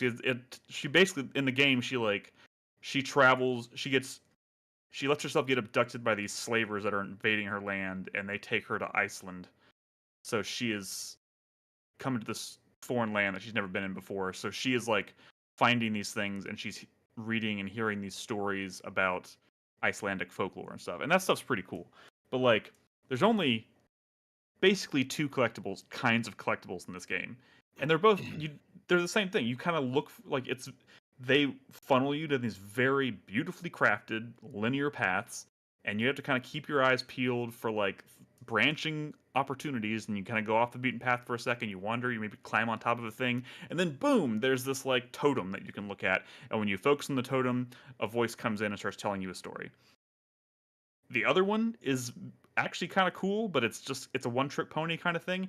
You have to kind of like look through the environment, and if you see like a rock formation that looks like a face, you focus on it's actually really cool. Like you focus on the face, and then it does this really weird shift of reality where the camera kind of starts to pan, and you realize you're not looking at like a stone that looks like a face. You're looking at a pathway that's going back into a rock formation, and just the way you're looking at it looks like a face. So then suddenly you can walk into this space that didn't really technically exist before. It's really hard to explain, but it's actually a really cool like visual feat, I guess. But like once you find that, you go in there and the little tree sprouts up and it tells you a story. Like that's it. That's all there is as far as podcast. And two of the people that were talking about Hellblade both played Hellblade 1 right before starting this, and they both said that what you said about combat, that it's even more simplified. They also said that there's even less puzzle variety in this one versus the first one, which is crazy. It's like the opposite of what is this game? Is this game doing anything new that's like different or like better than the first game outside of being prettier? Look. Is the story better or cooler or similar? I think the story thing is up for debate because the interesting thing about the story of Hellblade has always been kind of like they wanted to find a way to kind of tell a story that kind of makes people understand mental illness or makes people understand what it might be like to experience the world as someone who's like I don't know, schizophrenic or something, right? And the first game I've heard they were knowing nothing about that myself, I've heard they were pretty successful or pretty. They made some. They did it, and people at least respected them and they appreciated it because they found a really interesting way to tell a story. And Senua as a character, I think, is really great. And the second one, I think it feels like a natural kind of continuation of her story. It feels like they've done pretty much the exact same kind of thing here. The one big difference, like the first game, you spend almost, if I remember correctly, you spend that entire game kind of by yourself. Like it's a very solo. There's not a lot of supporting cast. It's you, and you're seeing like visions and stuff, but it's always Senua, and you're always fighting these like monsters and whatever. But you're learning about her backstory and going on this journey with her. In this game, you actually meet like 3 or 4 like supporting characters that you interact with as actual people, and That's weird. and it's almost like at some points it's almost like you're traveling like with an RPG party. Like she's wandering through the woods that are Is and that there's a like plus? 3 people. Like, is that a good thing for the atmosphere? I think or like well, I the think it's a good story? thing. I think it's a good thing because I think all the characters are really interesting, and the roles they play are really interesting because like one of the characters is one of the slavers that brought her over. One of the characters is like native people who live on the island in a different tribe, and they're all very antagonistic against each other for obvious reasons. But like seeing them kind of like find common ground and understand what Senua is doing for them and like why they're kind of like suddenly putting all of their like they're like trying to change their ways because they think that she is like her presence on this island means something is really interesting, and I think it makes the story pretty good. I've heard some people say that they're not happy with the way they kind of represented the mental illness aspects of it in this game, and I'm not really sure what the source of that is, but I'm not going to say they're wrong or anything. But it's all pretty much par for the course. It seems like they've found their formula with the first game and just made So more of that. you know how sometimes we say, "Oh, this game doesn't need a sequel." This feels like it was so artsy and singular and not your typical video game experience. Of anything hmm that didn't maybe need a sequel, maybe it was this. I mean, here's the thing. Unless they were gonna maybe do something very different. Look, I think from a storytelling standpoint, this game more than justifies its existence. I think Yeah, but I not think just Ninja yeah. Theory. It's weird because I think Ninja Theory as a studio makes sense as an acquisition for Xbox, but having this be their first game for Xbox is Yeah. kind of Well, it wasn't their strange first because, game.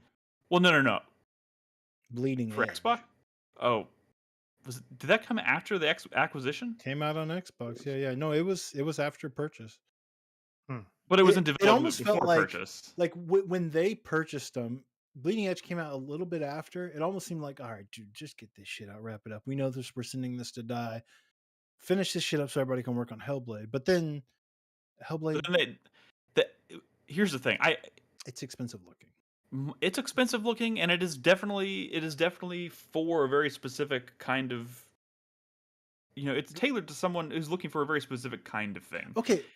Let me ask you though, why did people not want to play the sequel to this when the Well, I'll first tell you why. game They didn't fucking market it for sold? one. There was no marketing for this game at all. Zero. Like it Even and I know that's even then, I know that's the reductive.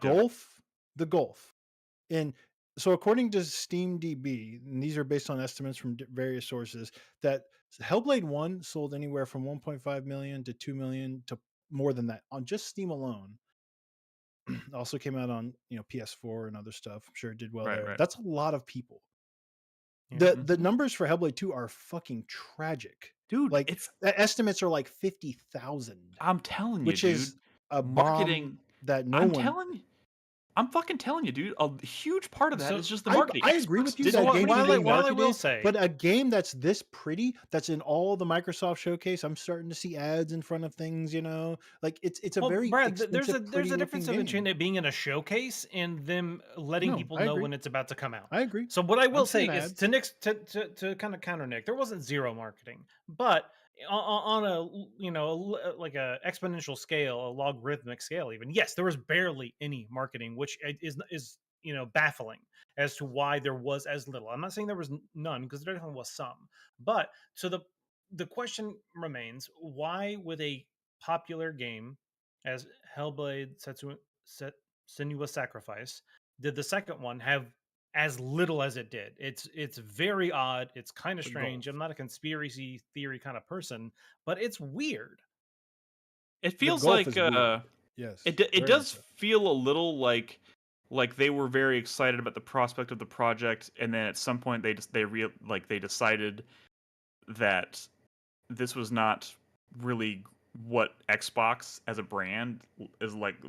This feels very much like kind of what PlayStation would normally go for, right? These very like cinematic, remember, story-driven Hellblade things. 1 was a PlayStation exclusive for a while, wasn't it? Yes, Yeah, and I'm just not sure what I'm not really sure what made Ninja Theory appealing to Xbox specifically as a studio to acquire, because they made don't pretty games. And they made pretty games, but they don't really make games that seem to like really speak to Xbox's like just kind of like their general yes, they did make DMC. catalog. Enslaved was really Yeah. good. Alex Garland's Enslaved, you know, and even Heavenly Sword. Like those are video games.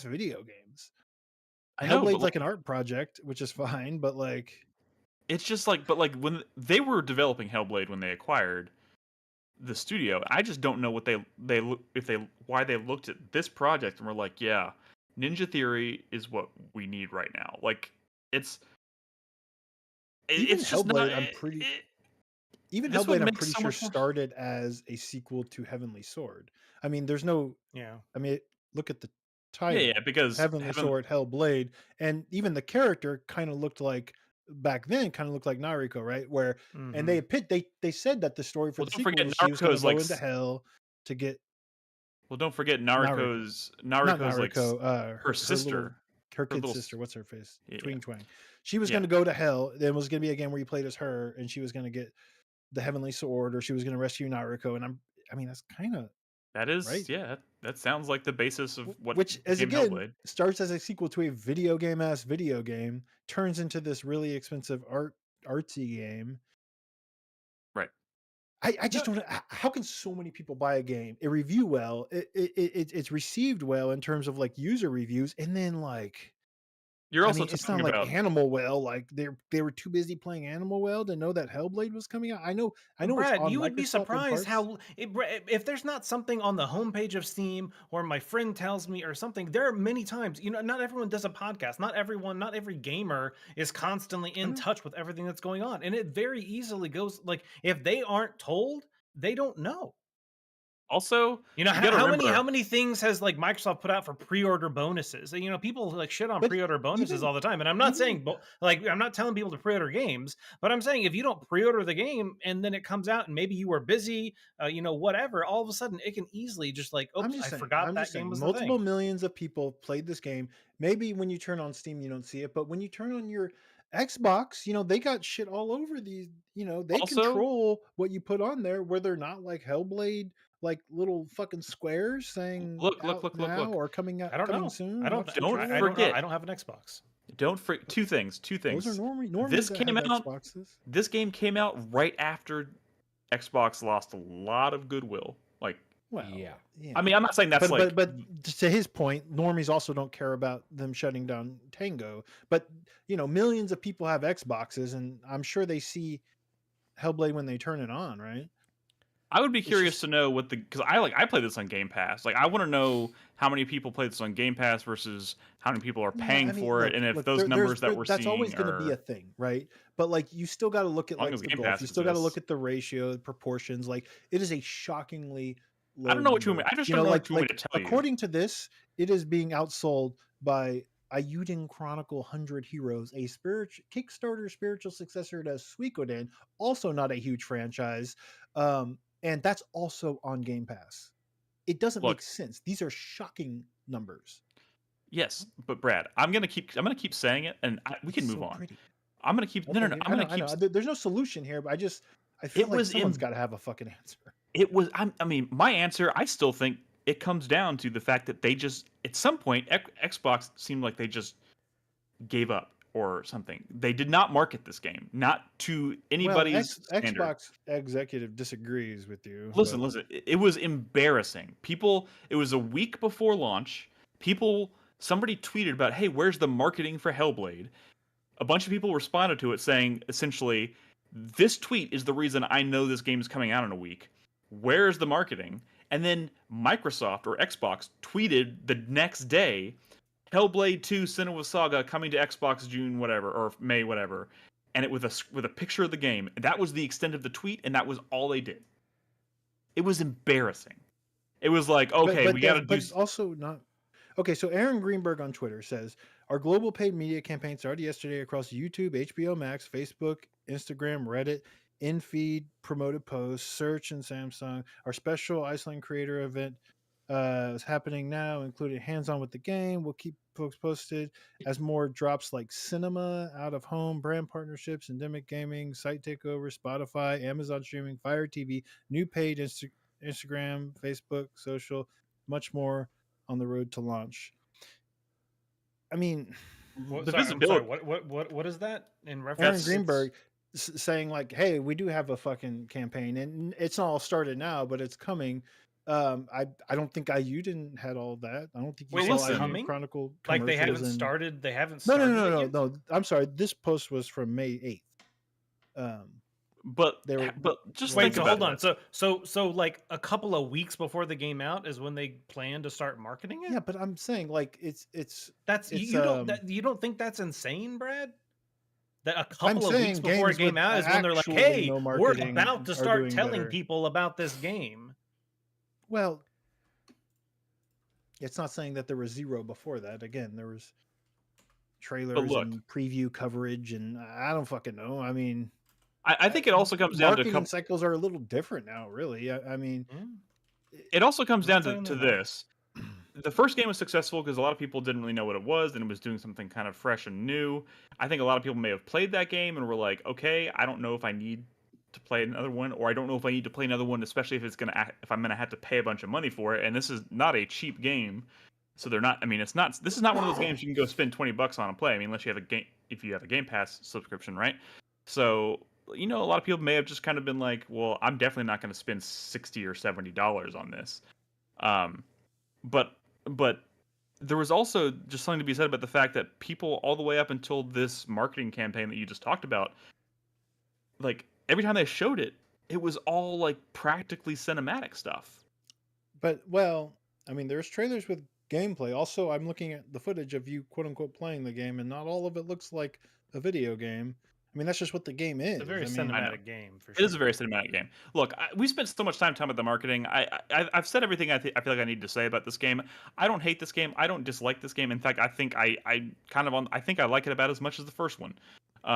There's actually one really, really cool level or chapter in this game that is just straight up like it feels like an homage. Like somebody on the team is like a really big fan of like The Descent. That's all I'm gonna say. It's really fucking cool. But yeah, if you like the first one, I think this is an easy one to recommend, especially if you have Game Pass. But like, it's just set your expectations accordingly, because it's like one of the most linear games I've played in a really long time. And I think there's also something just to be said in general about the fact that like I feel like the whole industry at this point has been conditioned to like basically make it. It almost feels like it's been conditioned to say that games like this shouldn't exist. You know what I mean? Like, it's linear, therefore it's yeah. It's just like if it's not open world, if there's not a certain amount of like exploration and freedom, like why even bother? And they're pushing back on that a little bit. Like, they clearly have a vision, they clearly know what they wanted to make, and they do it remarkably well. But you just gotta know what you're getting yourself into when you play this game. So that's all. Crispy, you like that first one? Hellblade? Why aren't you playing this one? I don't know. I don't know. I'm sorry. I don't know. I'm trying to figure it out, damn it. I'm busy. I don't know. Even the user reviews are good, which means millions of people liked this game. 90%. The first one. Brad the demands first an one answer. is good, but I demand an answer. I do. Yeah. There's no way. I get that a lot of people don't know about it, but I bet a lot of those millions do know about it, and they don't give a shit. And I want to know when the Steam user rating is above a 90%. Let's be real too. Let's be real. Nolan said it, and he has a point. This game also came out in the midst of just a ridiculous time for game releases, and I know that's no excuse. No, but like when you look what year it came out. when you combine this, when you combine this with like the 7 years the lack ago. of marketing or the quiet marketing, whatever you want to call it, and all of the Xbox drama happening lately, and just a 2-month window where it's just game after game after game after game after game, it's not at the top of people's priority list. The first one's good, but I played it 7 years ago, and I don't know, it wasn't good enough to necessitate playing a sequel, right? I did. It came out in 2017, which I did really like it. in Do I terms of have? years of video games, there was plenty of stuff to play. Maybe I'm a different person now. I don't know. It is Also, good. I'm not saying 2017. I'm saying like literally when you get down to like the month, and maybe there's other stuff coming out that month. But. I got fucking Lorelei and the Laser Eye to worry about. I got Destiny Final Shape dropping in a week that I got to worry about. I got fucking a new Final Fantasy 14 expansion in a month that I got to worry about. It's just like, what am I made of time and money? So here's the other thing. Here's the other thing, Brad. And I honestly, I'm not trying to be kind of negative or say your point's not valid or anything like that by any means. But to Nick's point and Crispy's point, and just every day, there are more games than there have ever been. Every day, more games are coming out. Indie games, AAA games, games that people play longer. Games as a service that people spend their time on. The market is so saturated that you can't play everything. Yeah, there are people who their job is to play games. So yes, they play a lot of games. And there are people who are maybe in like late high school, early college or whatever that have a lot of free time that play a lot of games. But everyone else, it's like, look, you got to pick and choose, man. You can't play everything. It's not like there's 3 games out this month or this year I want to play. There's like 40 or 50 of them. Can't get to all of them. And you got to make choices. And this one's a hard sell as like being a priority, right? And it is kind of, it's an artsy game. This is like an art house game. It really is. What's the Green Knight? I kept thinking about the Green Knight while playing this game. I was like, this game feels like an A24. First good thing you said. Dude, I watched The Green Knight a couple weeks ago again, and that movie is sick. It is. I love it. And look, I'm not trying to set anybody's expectations. It's just like if you have really high expectations for The Green Knight, or if you really love The Green Knight, I'm not saying this is like on par with that movie, but I'm just saying like in terms of its approach and its like artistic styling and how it prioritizes storytelling and like the way it tells its story, it's just you gotta know what you're getting yourself into. It's like it's Ninja Theory makes a certain kind of game now. Like it's like the way A24, when you see their name on something, it's what kind of movie it's gonna be. You know what I mean? Or you're not necessarily what kind of movie it's gonna be, but it's maybe not the same thing you're getting everywhere else. And also maybe it's just a bad fit for Xbox. I don't fucking know. I don't have an answer. But Hellblade 2, if you have the opportunity, check it out. Yeah, I spent this entire time talking about this game and never once mentioned the audio stuff, which is still pretty cool. So here's another thing, a fun fact for you. I just looked up all the games that came out around the original Hellblade's release date. There wasn't fucking much. The month before there was. I'm looking at it too. Kirby's Agents Blowout of Blast. Mayhem came out. Nolan. Name me 2 big Uncharted. games that came out. Uncharted what? Lost Legacy. Where? On PlayStation. This was a PlayStation game. When? That's a big game. When? August 22nd. So a few weeks after it came out. Oh wait, what is the release date for this game? I thought it was. It was August 8th. Yeah. I played a I'm couple looking at it hours right of now. Agents of Mayhem. Oh look, we're But- getting into the nitty gritty, but I mean, But no, I but that's don't- what I'm saying, Brad. That's a valid point. That when the original came out, first off, it was a new IP. It looked beautiful. It was a very groundbreaking graphics-wise game. It looked great. It had the concept of like the spatial audio, which was a new thing that not a whole lot of people were doing. There was a lot going for it, and nothing else was out at the time. But now all of a sudden, look, let's you can- look at you all the can games that are currently spin out. that tone. I'll believe you. That's fine. But like, I also look at we've been talking about a lot of indie games, but like as far as like Sony, PlayStation, Microsoft, this is like it for quote unquote AAA games this month from what I've seen. It's not like everyone's drowning in big releases. I'm saying if Microsoft can't push this as maybe the lone big release in in May, then there's bigger issues Okay. here. Look. We need to We've move talked on. about this too long. I I'm did sorry. not mean for Hellblade 2 to take up this much of the second segment, so I don't even know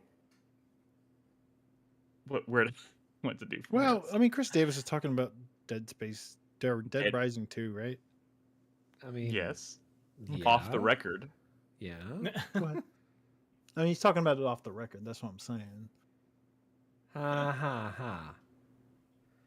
Well, no. We're gonna. Sorry, talk that was a about- really bad transition. I'm officially Yeah. transitioning to Dead Rising off the record. Well, Yeah, that that transition was- was like, I don't think he's got too much to say, but let's. 2 out I of mean, 10. So I tried to record some footage for the podcast because I didn't realize Nick made an overlay for it, don't even and have for some reason, this is a Capcom game that had a bad port. Capcom had several years of just bad PC ports, and this is unfortunately one of them. So yeah, it took me a while to get working. Like, look, it's a 2016 release, and it only works on an Xbox 360 controller. What? So I Wait, what downloaded It's a a Japanese PC game in 2016, which was like, I feel like still some semi new ground for. I mean, you didn't see a lot of the bigger console ports to PC from Japanese developers back then. You I didn't see it mean, often. Sure, but this was only 8 years ago, and that was 2 years after the previous generation had ended. So, like, what? Yeah, but what are So- you gonna play Dead Rising with mouse and keyboard? I mean, come on, probably a low effort port. It was clearly a low effort port because it only. Okay, Yeah, let me set the record straight here with the controller specifically. The only controller of any controller that it will support is the 360 controller. It will not support a PlayStation controller or anything else. What about an So Xbox One controller? No, not even Xbox One controller. No. What the shit? Yeah, I Steam should downloaded take a- over at some point. And just, I used PC Gaming Wiki to download a program to try and get another controller to work. It took me use Joy-to-Key. hours to get it to barely work. I ended up just going it's a through skill looking through issue. boxes to find my old wired fucking 360 controller that I bought nearly 20 years ago. A wired controller. Look at that. Yeah. That's wild. Yeah. You really wanted to play Dead Rising 2 that bad?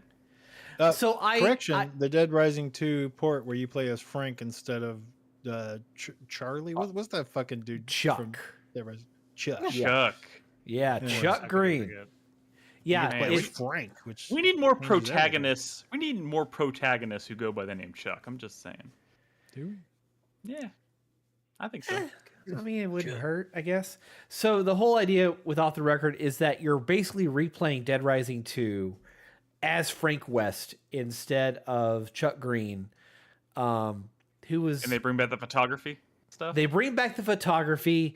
They expand the map by giving you a brand new zone to explore. The Uranus zone. Okay. Yes, they go through all the jokes possible with that. In fact, there's even a little of mini game course. about mole men from Uranus. It's times like this where I'm just like, sometimes being a gamer is hard. You know what I mean? It's just, It could be, Yeah. yeah. Mostly Sometimes stress. It could be hard for Uranus. Yeah, you know. oh, stop it. You're just perpetuating this bullshit, Chris. That's I am starting to believe that the reason he wants to talk about it on the podcast is because of the Uranus zone. no. Probably. That is 1% of the reason why I want to talk about it. I started this game back in 2016. Something stopped me from playing it. I don't know what it was. I got like over a third of the way through it. I don't know what. So I restarted the game because it's a Dead Rising game that I did not complete. I was genuinely curious to see what was going on with it, and I like it. It's basically retelling the basic plot structure of Dead Rising 2 from if Frank had been the protagonist. So they switch around a lot of things. Like one of the psychopaths that you eventually fight is Chuck. Because he went cool. Thanks for Yeah. the spoilers from this Oh, fuck off. 30-year-old game. No, Yeah, this, Third- this well, I mean, I gotta game. say, I'm a little sad. I thought I was going to go into this saying, well, at least we get to see some Dead Rising footage, which is, a delightful tried. series. I like. I really Seems tried to obvious, record get all footage cut up. and it just fucked up. It only recorded the audio. So like I don't know. I can get you some later. Any other new psychopaths? There actually is. There is a psychopath that's a cousin to the clown from Dead Rising 1. And he's also a clown. He has his own thing. It's fun. I thought the clown was one of the psychopaths in Dead Rising 2, but I guess he was in Dead Rising 1, huh?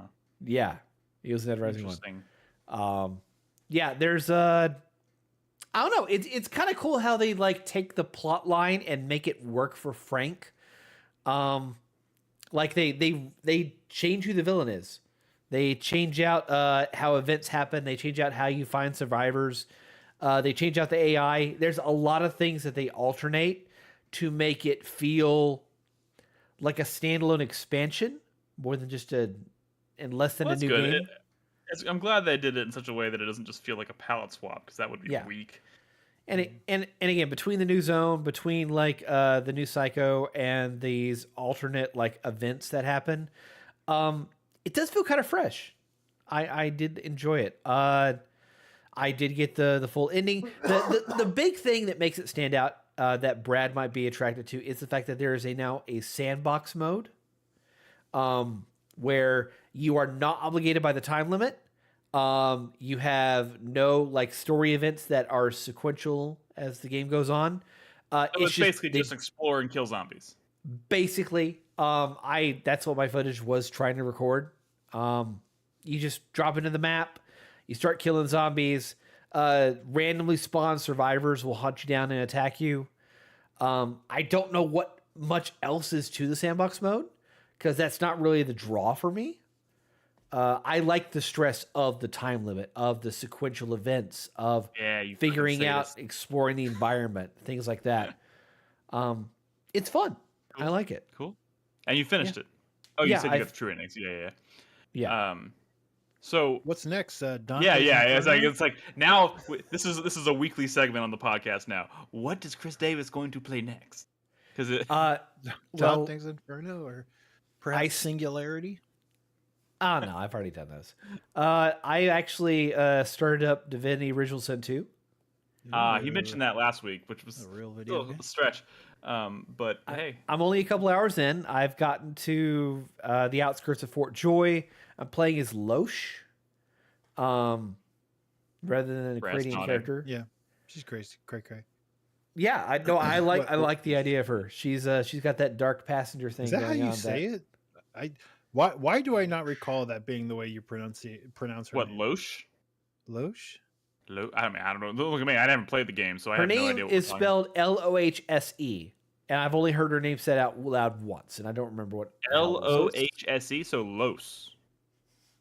Maybe right? Loss. I don't know. I don't remember anyone calling her Loesch, but like somebody find Loesch, out. My skin somebody is find out. I don't know. That's okay. I've only played like 2 hours. Like, I'm not thrilled by the fact that there aren't actual like stat rolls that are happening when you go do actions. Well, now you've played Baldur's Gate 3 and you're taking Baldur's Gate 3 spoiled me. They're very different games. But you know what? Yeah, they are. You don't have to rest to get all your spell uses back. You could just use whatever you want. That's nice. Hooray. Right? Okay. Well, I spec her out as a rogue because I like backstabbing things. I don't know. I don't know if I'm going to stick with Divinity Original Sin 2. It's not grabbing me like Baldur's Gate 3 did. I want to give it a fair try. Give it a fair shake. Yeah. Are you going to move on to Eat Lead, the return of Matt Hazard? I never played that. I heard it was not good. Oh, now Brad is just now plunging to the depths of like the most random shit he can think of and seeing if anything sticks. I don't know. I'm just trying to play things that have been my backlog for a long ass time. Desperately trying to save money right now. So. I love going back to play old games. So there's no fault there. It's just okay. I've looked up the pronunciation and I've got 3 different answers.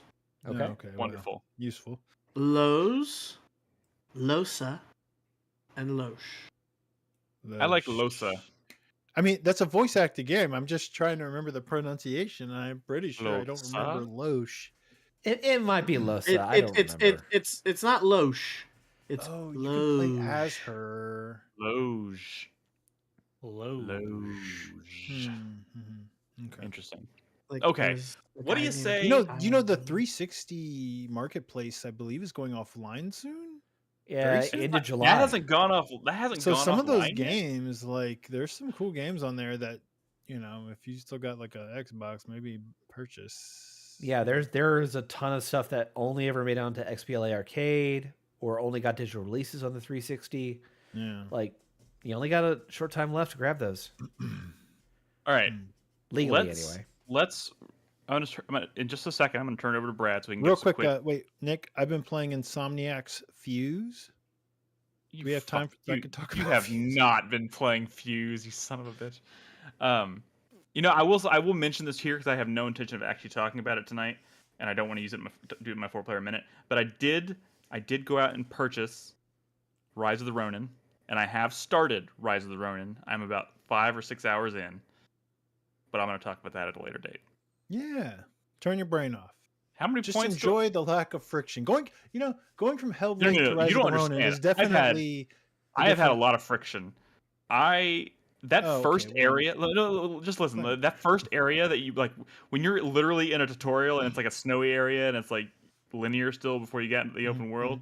I died about 18 times and I was starting to get really mad. But you remember the number one tip I gave you, and you're gonna take that to heart. And next time you play the game, you're gonna remember the thing I told you multiple What? To times. turn off my brain about the equipment No. and shit. Well, What are you talking yeah. about? Well, you definitely don't need to worry about that. I already no. made all your settings changes that you recommended. Yeah, I went through the whole no. fucking The tweet thing and did I every single one of said them. was block into parry. You should be guarding. Okay, I will work on that. You can hold down guard and then tap parry when you're confident, or when it's a red attack, right? All right, I will try. That's probably if I can give you Yeah. anything, it doesn't matter. You could be naked. You should be blocking until you're confident that you can parry, and then parry when you got the rhythm down. Okay, noted. Anyways, that's neither here nor there. Let's get into it. Brad, can you give us a quick update on Well, Fantasy Critic? how about my 4-player minute will just be my Fantasy Critic recap because I made a couple of pickups. Sure. Wait, you're gonna talk about? Okay. Well, yeah. Go ahead. Whatever. That's fine. Yeah. Just So take my it away. 4-player minute will be about the 2 games I picked up in Fantasy Critic. I picked up UFO 50, which is crazy because that game was announced in 2017. There's only one trailer for that game, I think, from 2017. We watched it before the podcast. It's UFO 50. It's 50 fake retro games made by Derek Yu, famous for Spelunky, and some other indie devs like the dev that made Downwell. Good people. I think there's even like a board game designer who's making games on there, and it's just a variety of 50 fake retro games, and they've got like full RPGs, Metroidvanias in there, I believe, but they also got some more like arcadey style games. I believe like half of them also have like multiplayer modes as well. And That's wild. It's an incredibly cool project from people who know what they're doing, and like 50 games from people who know what they're doing is a crazy package. So if you were paying attention, I know some people saw some mention of that earlier this year. They said, I think we're going to make second half of 2024. There was something more recently saying that they're actually, hey, keep an eye out, Summer Game Fest. We're going to have something to say. There's also even more suggesting, and this is like maybe way underground, saying that or maybe yeah, like I'm pretty sure it is coming this year. If it doesn't, it doesn't. It is a little scary because this is the kind of game where they literally probably didn't say anything for half a decade about it. But I'm feeling pretty good. I feel like this is a dub. Like I feel like they're 6 of the 50. If they're awesome, this game is going to score well, right? It's 50 games. That's fucking crazy. And honestly, Fantasy Critic aside, it's just a game I'm incredibly excited about. The retro game challenge games on the DS were like super cool games. We only got one of them. The second one wasn't localized, but I got the localization on my Miu Plus. So that was a pickup that I really wanted, and I'm glad I got it. Another one I just kind of threw out there was the Alters.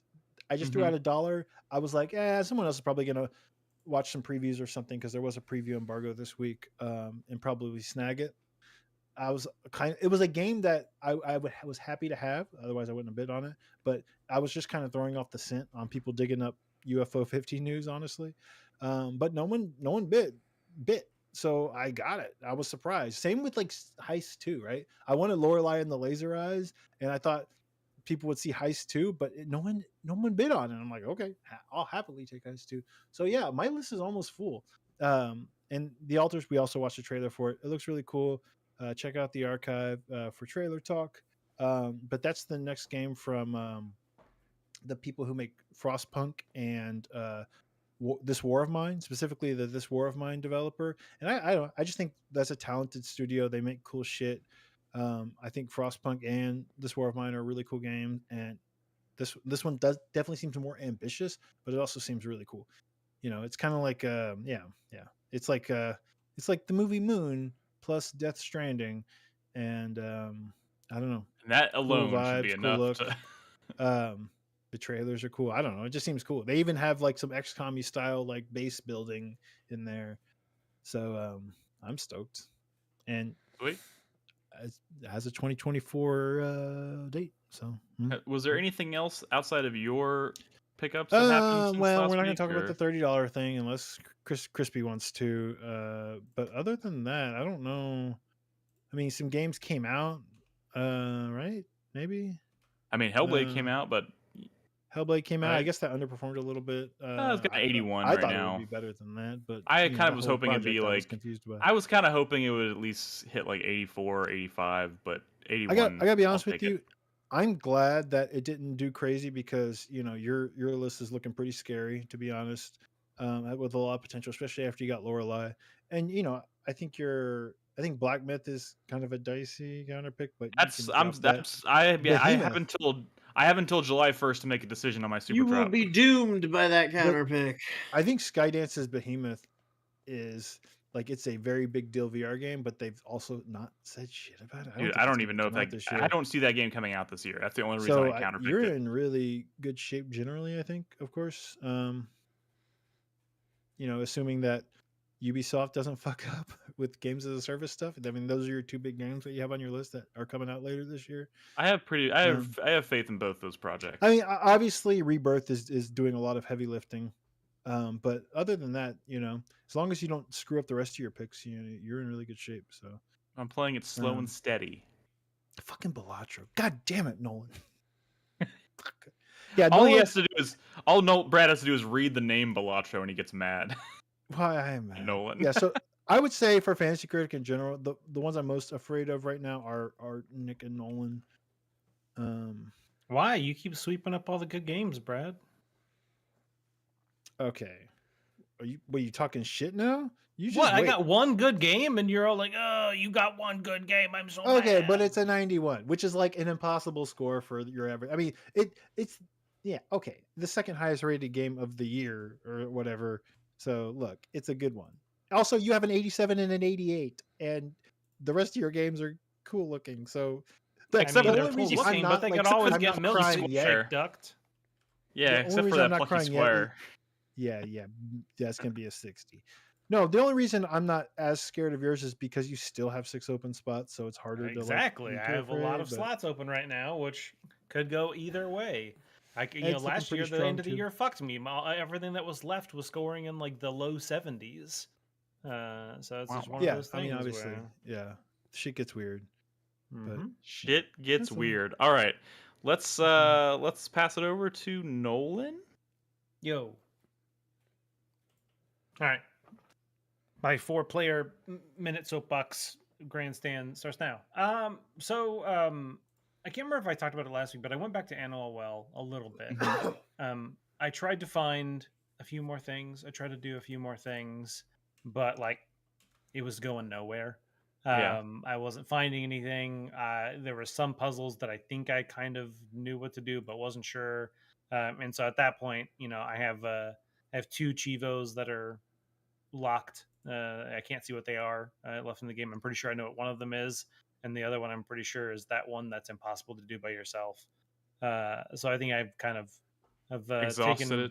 Yeah, Animal Well. at some as point, far are as y'all they're gonna go. go down the well of seeing what all the crazy stuff is that people are spending dozens of hours doing? I might wait a little bit and see and make sure it's all kind of done before I dig into it. That way I can dig into it once everyone else has already, done their Beautiful Mind, Charlie Day, It's Always Sunny, like crazy shit. So then I can just kind of read up on it. That's my plan. That's a good strategy. I'll just Yeah. follow Nolan's lead. Whenever he says he's done, I'm like, all right, time to boot up the internet and let them tell me what I didn't see. And I hope it melts my brain when I do. Sure. I meant to, after last week, pick up Paper Trail, but I didn't get around to it. It was a very busy week for me here. There's always something going on, and so I didn't get a chance to pick it up. But that's definitely the next one I want to play. I'm looking forward to that. I watched a couple more trailers and a couple other things since last week. Definitely, that's kind of the game that's currently piquing my interest. There was one thing I wanted to potentially talk about, but because I think someone else might talk about it in their 4-player minute, I'm not going to. But yeah, I am curious now. If they don't, I will. All right, Crispy, why don't you go next? Okay, fine. I'll talk about it. I don't know if this is what Nolan's referring to, but I know what Brad's referring to because I spent $30 on Haunty. Yep. In Fantasy. I'm shocked by that, Crispy. I heard it's like a 4 out of 10. So because both Brad and I bid on it. Yeah. I thought there was no heat on that. I thought I'm just gonna scoop this up $1 filler. Yeah. I thought it looked good. I was looking forward to it. I will say I was in a weird place mentally. I was in a weird place mentally when I bid on it, so maybe I wasn't. Maybe it wasn't in the best mindset to be throwing fake money around. But, yeah, I don't know. I just thought, I was. When it was an 80, I was like, okay, that's fine. I paid a little much for it, but whatever. I need a dub. Like, I don't have anything that's doing really well besides Tekken. Mm-hmm. And we still got a lot of games, right? That haven't. I still have a lot of games that haven't come out, and I still have a lot of empty spaces on my roster. Yeah, don't worry about it. You got time. It's not even halfway through the year yet. I'm a little bummed about the way Haunty turned out. Hey, maybe you could entice somebody with a trade to get some of those funds back. I'll take. Maybe, but I will say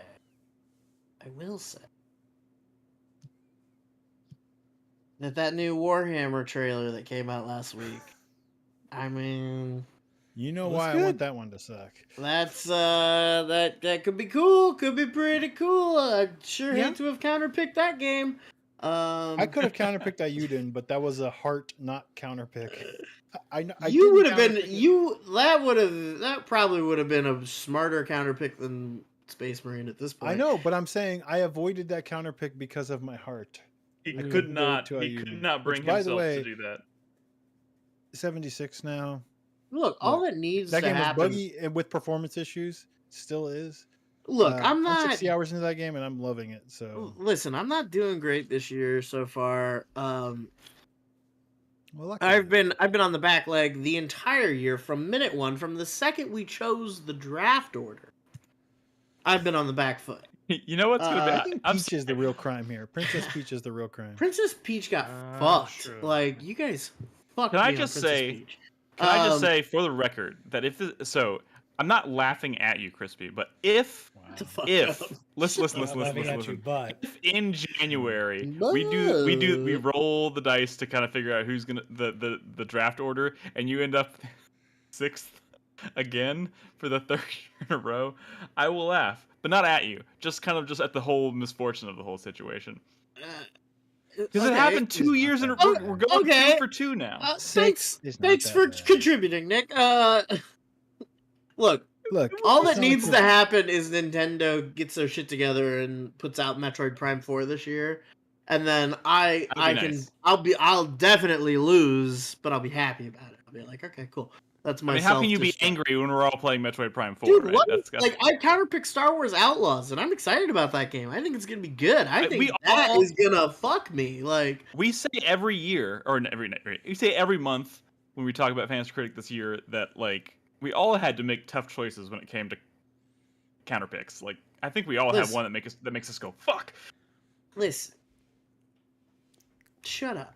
Okay. Not Carlos. You got You good count. you counterpick Skydance's Behemoth and Black Myth Wukong. Okay, I mean, like, shut up. I mean, I think Wukong Black could Myth fuck is me rough. unless I drop Yeah. it. Wukong could, but it's like volatile. Like, I feel like Star Wars, if it's a halfway decent game, will get good scores. You don't- know? I don't think we bet against expected Star delays Wars, on bro. that, really.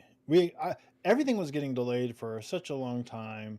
I thought your frame of mind for that counterpick was probably Innate coming out this year, and I would have been with you, honestly. I mean, that's my only hope, really. But I don't know. I just Haunty my is strategy tragic. at this point, it's fucking But disgusting. it's going to go up. The more I don't even reviews wanna talk it'll get, about the further it I don't even wanna saturates that. think about How it many 4 out of anymore. reviews does it 10. have so far? Haunty's in the past. Not a lot.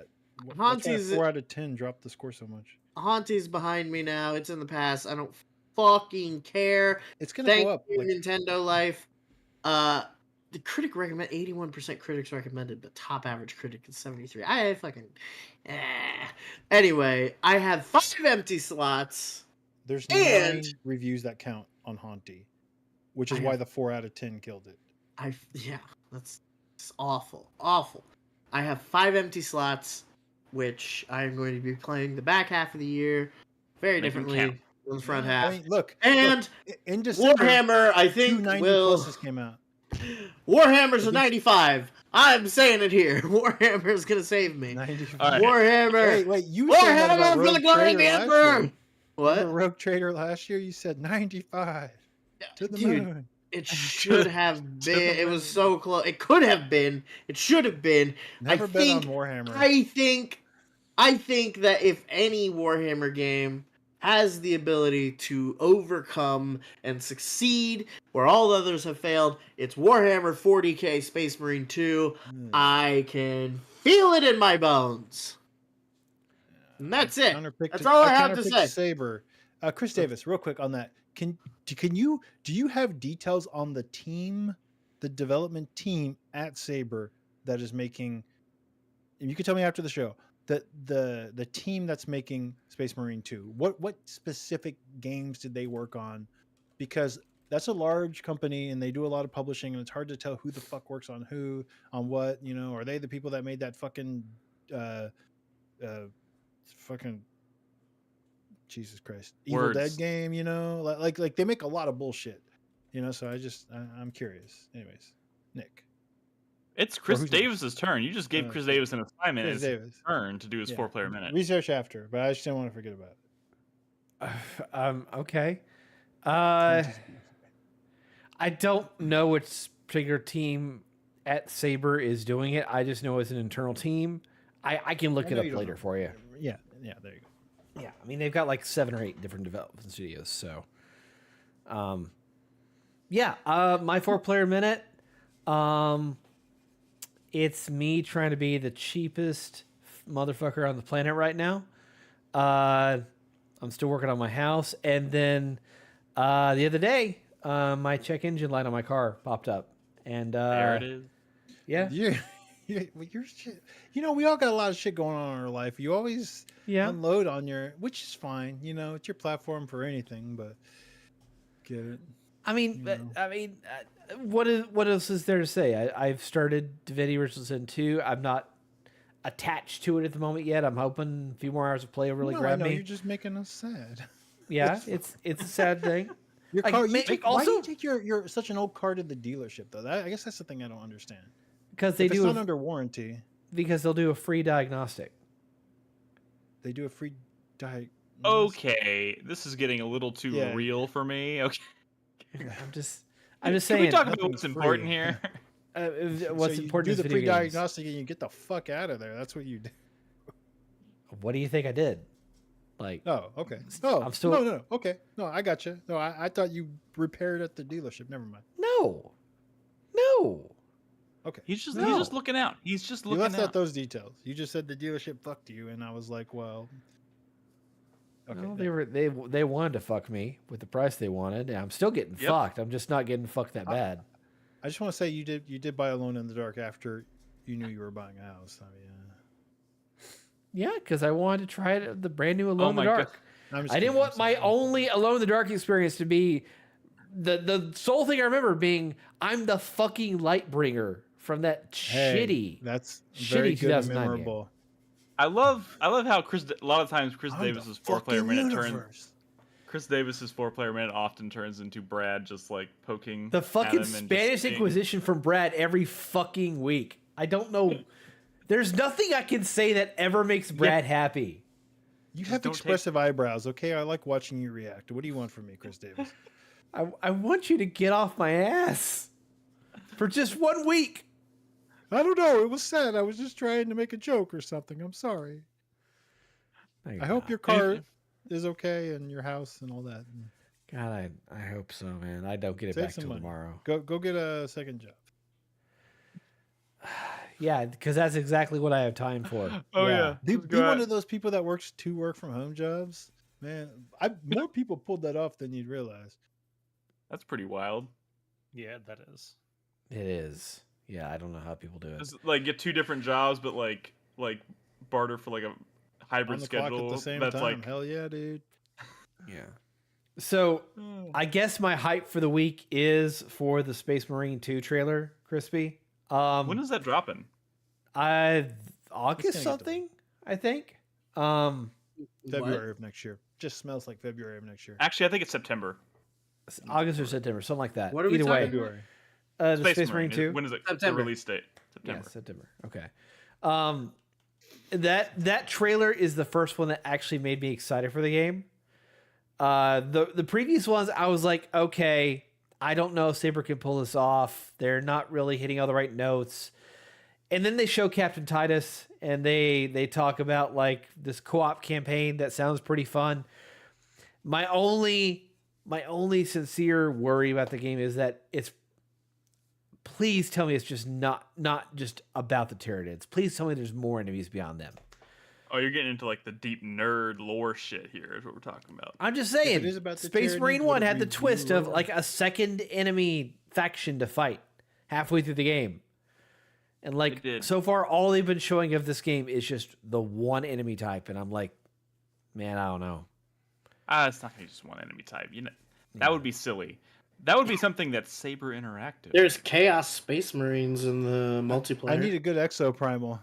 If I can get a win in the counter picks, that would be huge. Big numbers. Big numbers. Big numbers. Tell you what, All Exo right. Prime is still going, man. It's going well. But he's talking specifically about the game me reviews. some Like points. That review was the only scores. counter Yeah, pick I that get made things that. last year. I'm just saying, Mhm. ignore, just throw Fantasy Critic out of the conversation for a minute and just let's appreciate that game came out and it was pretty all right. All right, is it my turn? Yes, it is. I've got nothing All else. right, I'm gonna do the thing that I always know I shouldn't do, but I'm gonna do it anyways because it's me, right? It's me. I'm gonna talk about it. I'm gonna be insufferable for the next 18 years. Dexter's prequel series was officially revealed this here we week. go. Oh, I know what And this. I don't want to hear your stupid opinions. Whoa. just kidding. I'm a I'm Christian kidding. Slater fan. I mean, come on. No, yeah, I've been in the that- Christian Slater was fan club surprising. since Heather's. That was actually really surprising. I did not see the Christian Slater thing coming at Weird. all. He doesn't look like what's his face at all. Well, no, I mean, at this point, I don't think they're really too concerned with they're not. that. Okay, yeah, I- but Dexter's dad was tall. Christian Slater's not. Yeah. I mean, That's mean. they're not going to bring back James Remar because he's not getting any younger. You know what I mean? And Wait, didn't he the prequel. die? no, No? I saw No, him. he I died- saw. He died Oh in the no. show. He died in the Oh yeah, show. yeah. He He's did a die ghost in the show. show. So why? Yes. I guess he's pretty old now. Okay. Yeah. He was when I went to the convention to meet the cast. He was there. But The yeah, guy who no. looked like James Remar died. I don't know who you're talking about. Oh. Anyways, my point is, I just, I'm gonna bring back the talk to Nick about Dexter thread in Discord. Are the vibes good on this one? Are people Oh, I excited? mean, the people Christian who, Slater is not like the most bankable actor, you know. I mean, is he mean, going to he's put been- butts in seats? he's been doing good stuff. You know, I think Mr. Robot really put him back on the map after a while. You know, I think, Yeah. and he was great. He Yeah, was that great. a while ago. He was great. And if you want to talk about someone like he was playing an imaginary dad in that show, I mean, he's not going to be an imaginary. You get what I'm saying. Whoa! Spoilers for the first season of Mr. Robot. What the fuck? Oh shit! Really? He's not wrong. Oh shit! You're right. Fuck! I'm sorry. I'm gonna bleep that out. No, you're not. I didn't say that. Stop it. No one cares.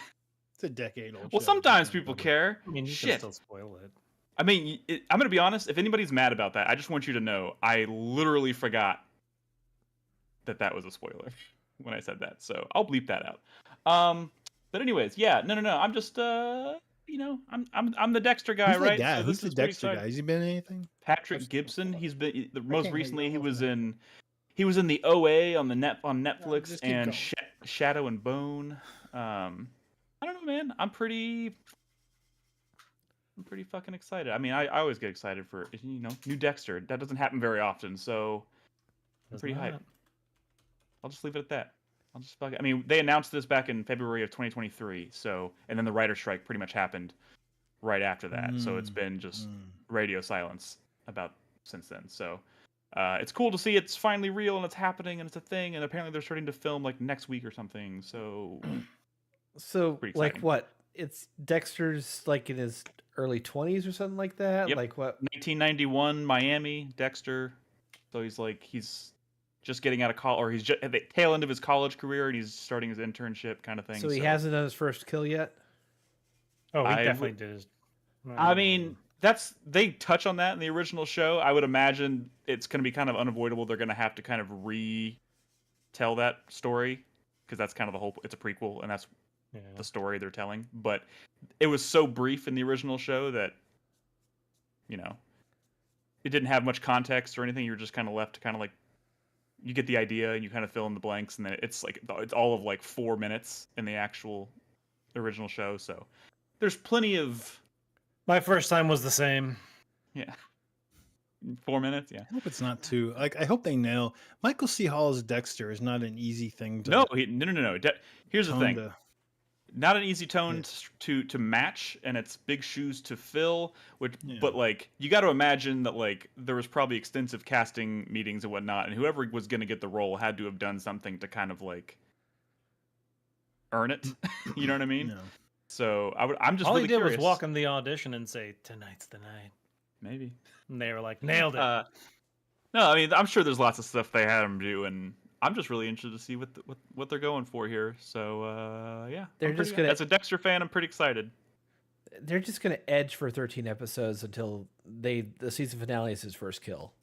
10 No, that would be dumb. I don't think they're gonna do that. 10 episodes, and the first episode will be that first kill, probably. But, anyways, yeah, I just I will go ahead and put that out there into the world because obviously it's me, and that's how I want to spend my 4-player minute. But that's it. That's our show. That's it. That's all we got this week, guys. Thank you for tuning in. Thank you for listening. 4playernetwork.com is of course the website where you can find all of our episodes as well as on all the podcast services out there.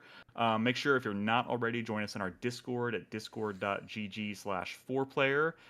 Don't forget we're doing trailer talks live together on Tuesday nights at 8 p.m. right before we record these shows on Twitch and on YouTube. So if you want to catch those, make sure you tune in live.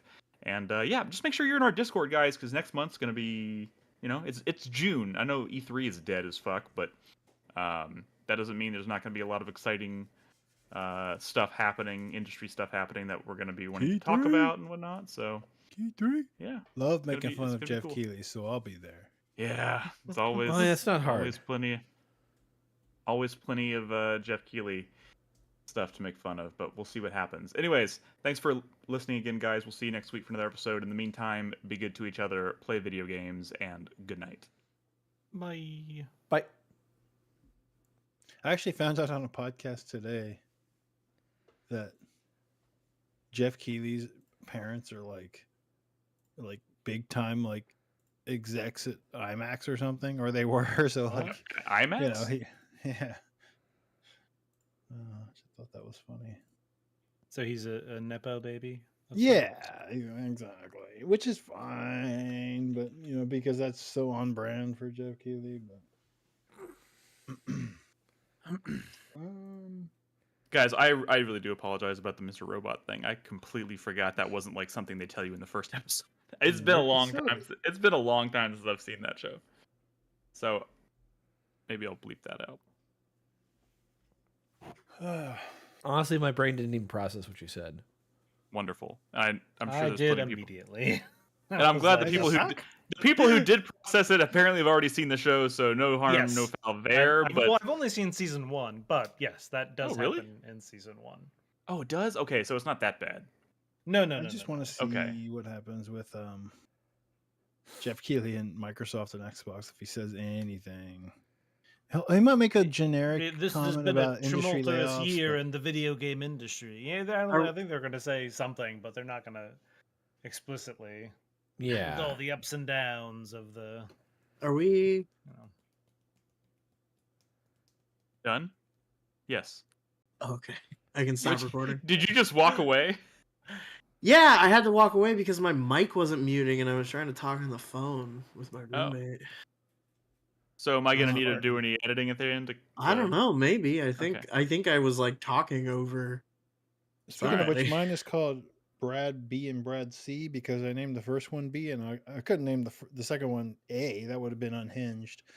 So I was already at the save window. So it's just B and C. There's no Brad. You can rename files after they're saved, right? You should have named it Brad 2. Of course. B2. Well, I mean, I'm just giving you the story of I'm saying you could change the names before you send them to me, so that I don't have to remember. I can't do it when I'm already at the text field for saving the second file. So I had to pick a letter, and I picked C. Oh, okay. Well, then after you finish saving that, go change them. Look, Nick, I know how a computer works. I'm just saying. Sometimes I wonder. It's better than A, right? To call it C, or I mean, I could have called it B too. If I get Brad B and Brad C, I'm Nick, mad. Look, actually, man, Brad S. Look, Nick. Look, for all of the hiccups and stuff we have with recordings and shit, and our podcasts, and Chris Davis forgetting to click one thing or whatever, just yada yada yada. How often do you have problems with my recordings, or I didn't upload it, or I didn't do something right? I mean, because I feel like you paint a certain picture, but the people need to know that you don't have trouble from me. Don't talk to me like that. Come on, homie. All right, fine. I don't get a lot of trouble from you, Brad. So I was obviously having a conversation with y'all while I'm exporting my stuff, and I saved my first one as Nolan too. Wow. Damn it, It's okay, Nolan. No, Nolan. It's okay. It's okay. You're fine. You're okay. Brad, you're... Jesus Christ. You guys are impossible.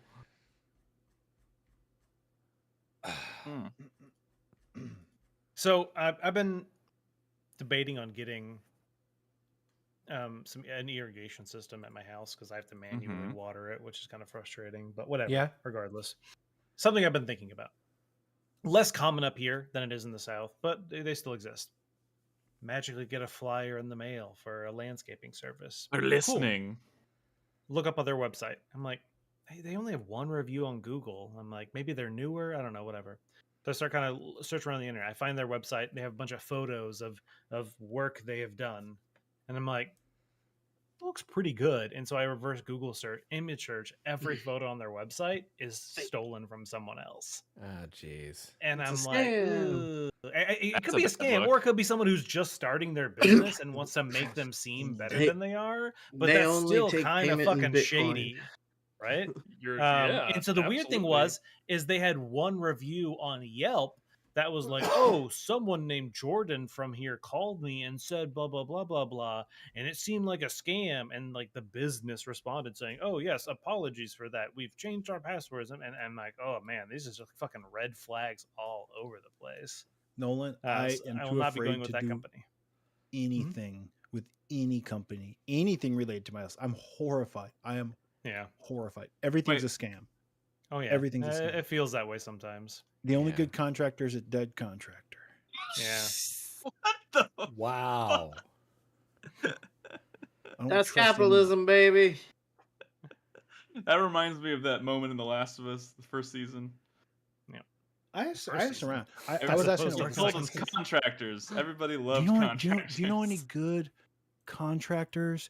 I'm trying to pave a back patio, and they're like, oh, actually, one of your former coworker who actually lives in your neighborhood also bought a house there, and they got someone and made it a beautiful back patio, and she loved it. And then it like cracked a month later, and then they ghosted her. Sorry, I guess I have no one. Yeah, I fucking know. Boo, boo. It is very scary, just because like it's one of those things where it's like you're gonna pay someone a whole bunch of money and they're gonna do something, and then you just hope it gets done well. Otherwise, you might have to now pay someone else to do the same shit.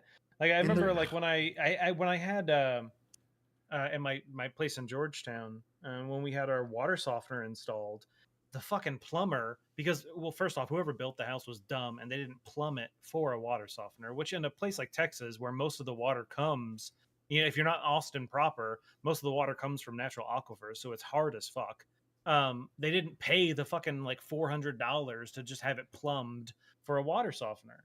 And so this plumber comes in and he punches like 9 or 10 holes in my garage walls trying to find water lines, and like a giant hole in my laundry room for the drain, and there's just holes everywhere. And he's like, oh, sorry, it ended up actually taking a lot longer than I thought, and blah blah blah. And also, you're gonna have to hire someone to patch up those holes because we can't do that. Oh, I'm like, fuck that guy. Fuck? And so I'm like, oh, okay, I guess I have to. And so I call another contractor, and I'm like, hey, the thing is, patching drywall, not the end of the world. The problem is, the fucking paint that they did at my place in Georgetown, I really liked it. It was like a textured thing, but it's a textured thing that you can't do with like a roller or whatever. It's like they actually have like a little hopper thing that they spray that adds this texture. I like how it looked. And so I was like, I need to find someone who can do that. And I found a company, and they're like, oh, how many holes? And I was like, oh, there's, the biggest ones, like, a foot by a foot. There's a bunch of small ones. They're like, oh, $500 or something to patch it all up and do all this. And I'm like, you know what? That's fine. That sounds good to me. The guy comes out. It takes him like 8 hours. He's like, oh, it ended up taking me a lot longer, so it's actually going to be like $1,200. And I'm like, what the fuck? He's like, I can't not pay him. I mean, it's just like, it's such a shit. Yeah, you can't just start industry. punching holes in your wall. Yeah, that's true. Nolan, have you ever looked at a walking sprinkler? No. I mean, maybe Is that that might like be a Metal Gear? What are we talking about here? No, it's how. Okay, this is the second time I had a conversation this month about this thing. It's a sprinkler that is propelled forward by the water pressure that it's spraying out. So you just lay out goes into my neighbor's yard? No, you lay out the path of your hose, and it has like a guiding wheel that it just goes along. Oh, shit. Interesting. They've had these for decades. Like I had when I was a kid. Sure. So, a lot of yards. I don't think I've ever seen one of these. It rides along the hose. Yeah, I'm just thinking of the flaily tube thing from like Pee Wee Herman, like the Big Adventure, where he waters his lawn with like the clown that. I just got a big one that does the. If you go into the Twitch chat, I've posted it in there. Just an example. I refuse. I'm leaving. Good luck, everybody. Bye. Get bent. Cool. Bye, Crispy. What the fuck is Congratulations this, to everybody on their houses and stuff. Okay. This is for like watering football fields. No, it works in pretty much any yard. Fuck? Yeah. Well, the only thing I will say is just based on the one little video they have on their site, it seems like it's going to water for like 40 seconds and then just stop and it's done. Oh, no, it goes pretty slow. Like the one I had when I was a kid was like 2 feet a minute. When you're a kid? Okay. What? Wait, hold on. 2 feet a minute's pretty fucking fast. I would need mine to go like a quarter of a foot a minute. And it's like one of those things where it's like I don't water my yard like a quick little drizzle. Like I want it to be watered. I don't know. almost left my sprinkler on I'll overnight. look into it a little bit more. The thing is, I recently got like I have like a tripod that I have to have the sprinkler on because the problem is our yard is I've just seen so those full of fucking tripods. They look rocks. weird. I mean, they do, but it's actually it's a godsend because our yard has so many rocks in it. All of the like little spike traditional sprinklers I have, all of them are all fucking bent to shit because literally I'm trying to fucking find a spot to shove it in the ground, but there's so many rocks. And so the tripod one, I just set it down and it's good. But yeah, the problem is like the way my yard is shaped and stuff like that. Like I have to constantly like kind of move them and whatnot. And so I did get some like my father-in-law bought me some Rachio, I guess, whatever they're called. So like a thing that you hook up to the hose and it's off like not Wi-Fi. It has actually a little like puck that it controls from it, like a hub. But you can turn it on and say, "Hey, run for 30 minutes," and it turns itself off. But the problem is also you're not really supposed to water at like 10 a.m. You're really supposed to be watering earlier in the day, so any excess water gets like evaporated in the by middle the of the sun. night. Or in the middle of the night, but you don't want to go too late in the middle of the night because then the water sits there for too long. When you start getting into fucking yard work, there's a real fine balance of this shit. But regardless, I don't wake up at like 7 a.m. right now. If I did, maybe that would be one thing, but I don't, and so I end up watering my yard way too late in the morning. What kind of grass you got? Yeah. So yeah, we have fescue here, which is not something I've been used to, and it's something I'm having to completely relearn because I always either had Bermuda or St. Augustine, but here it's fescue, and it's not a creeping grass like Bermuda or St. Augustine. So if there's ever like a dead patch, which I have plenty of, it's going to be dead forever until you like reseed it, and now you have to baby the seed and stuff like that. So yeah, it's just one of those things where. Yes, Zero Skies. It is definitely peak adult talk, but it's one of those things where you always say it's never.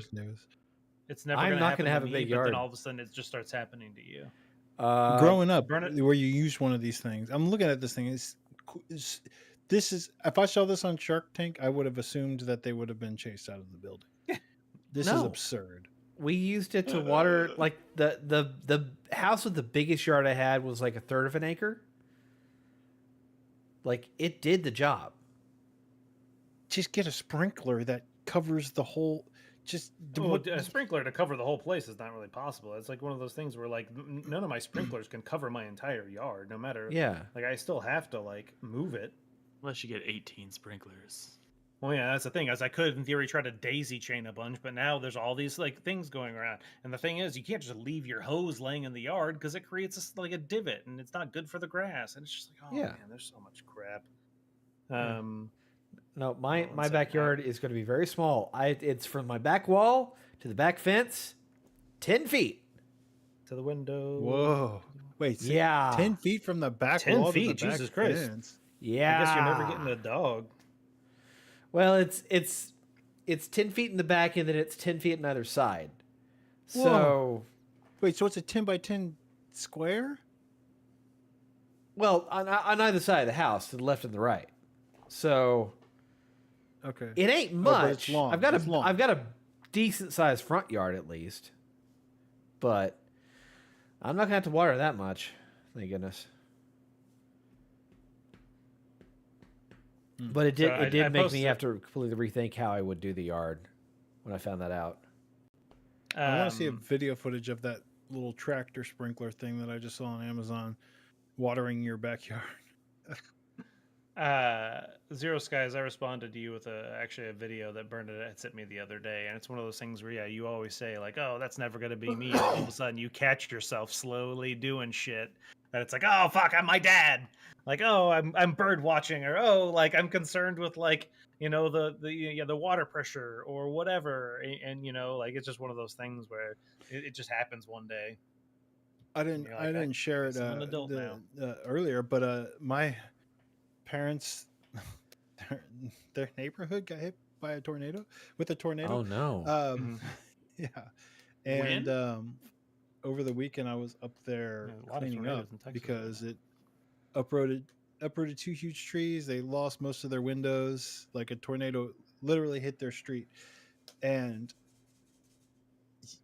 most people wouldn't think about it, but getting glass out of grass. Ooh, yeah. Holy shit. It is not something that's easy to do Could imagine. all day. I mean, we were also like cutting up trees and dragging them around and stuff. It was bad, but like just glass in grass is crazy. There'll be glass in that yard for months because if not every longer. time, Yeah. I mean, just little shards of glass, so small, just in fucking St. Augustine grass. It's insane, and there's no easy way to do it. There's no easy way to do it, and it was so hot outside. My God, oh my God, crazy shit. How was the rest of the I mean, house? you could try to use like a The rest of the house is a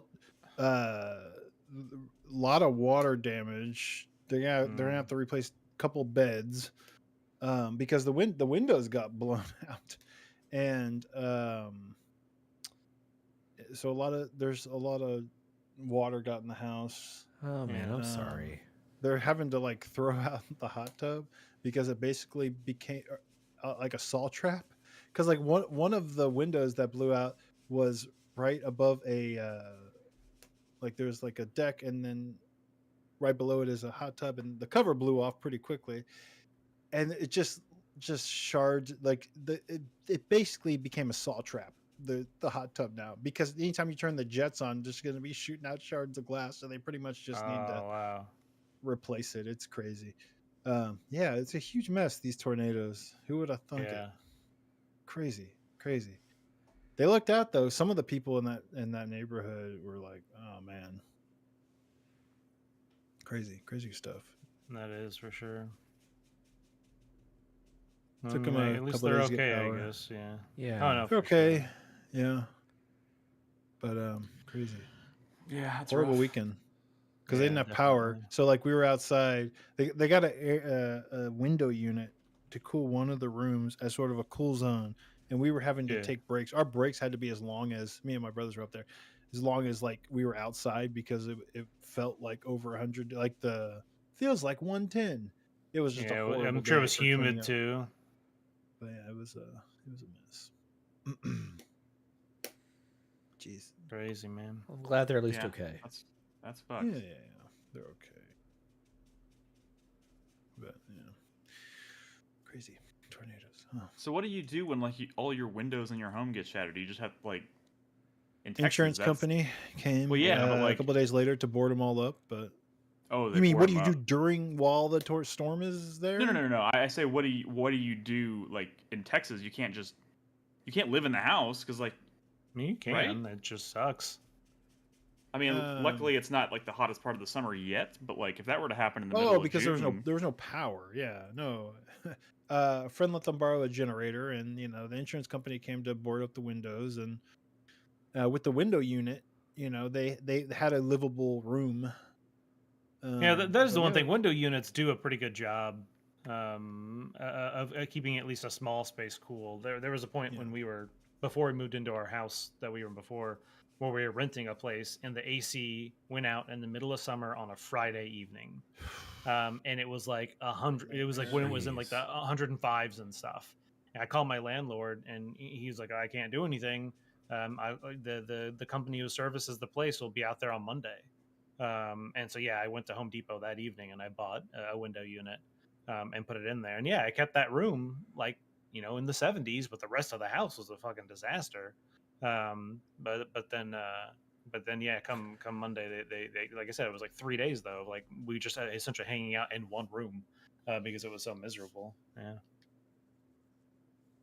Yikes. Yep. Glass. All right, guys, I got to go. They have two little schnauzers too who can't even go to the bathroom. No, because the glass. Oh man, no. That sucks. Yeah, it's better now. We were up there all weekend cleaning up. That's good. All right, I'll talk to you guys later. Alrighty, bye. Bye. Chris Davis, don't forget to put the thing up. For like doing it right now. Cool. Bye. Bye, chat.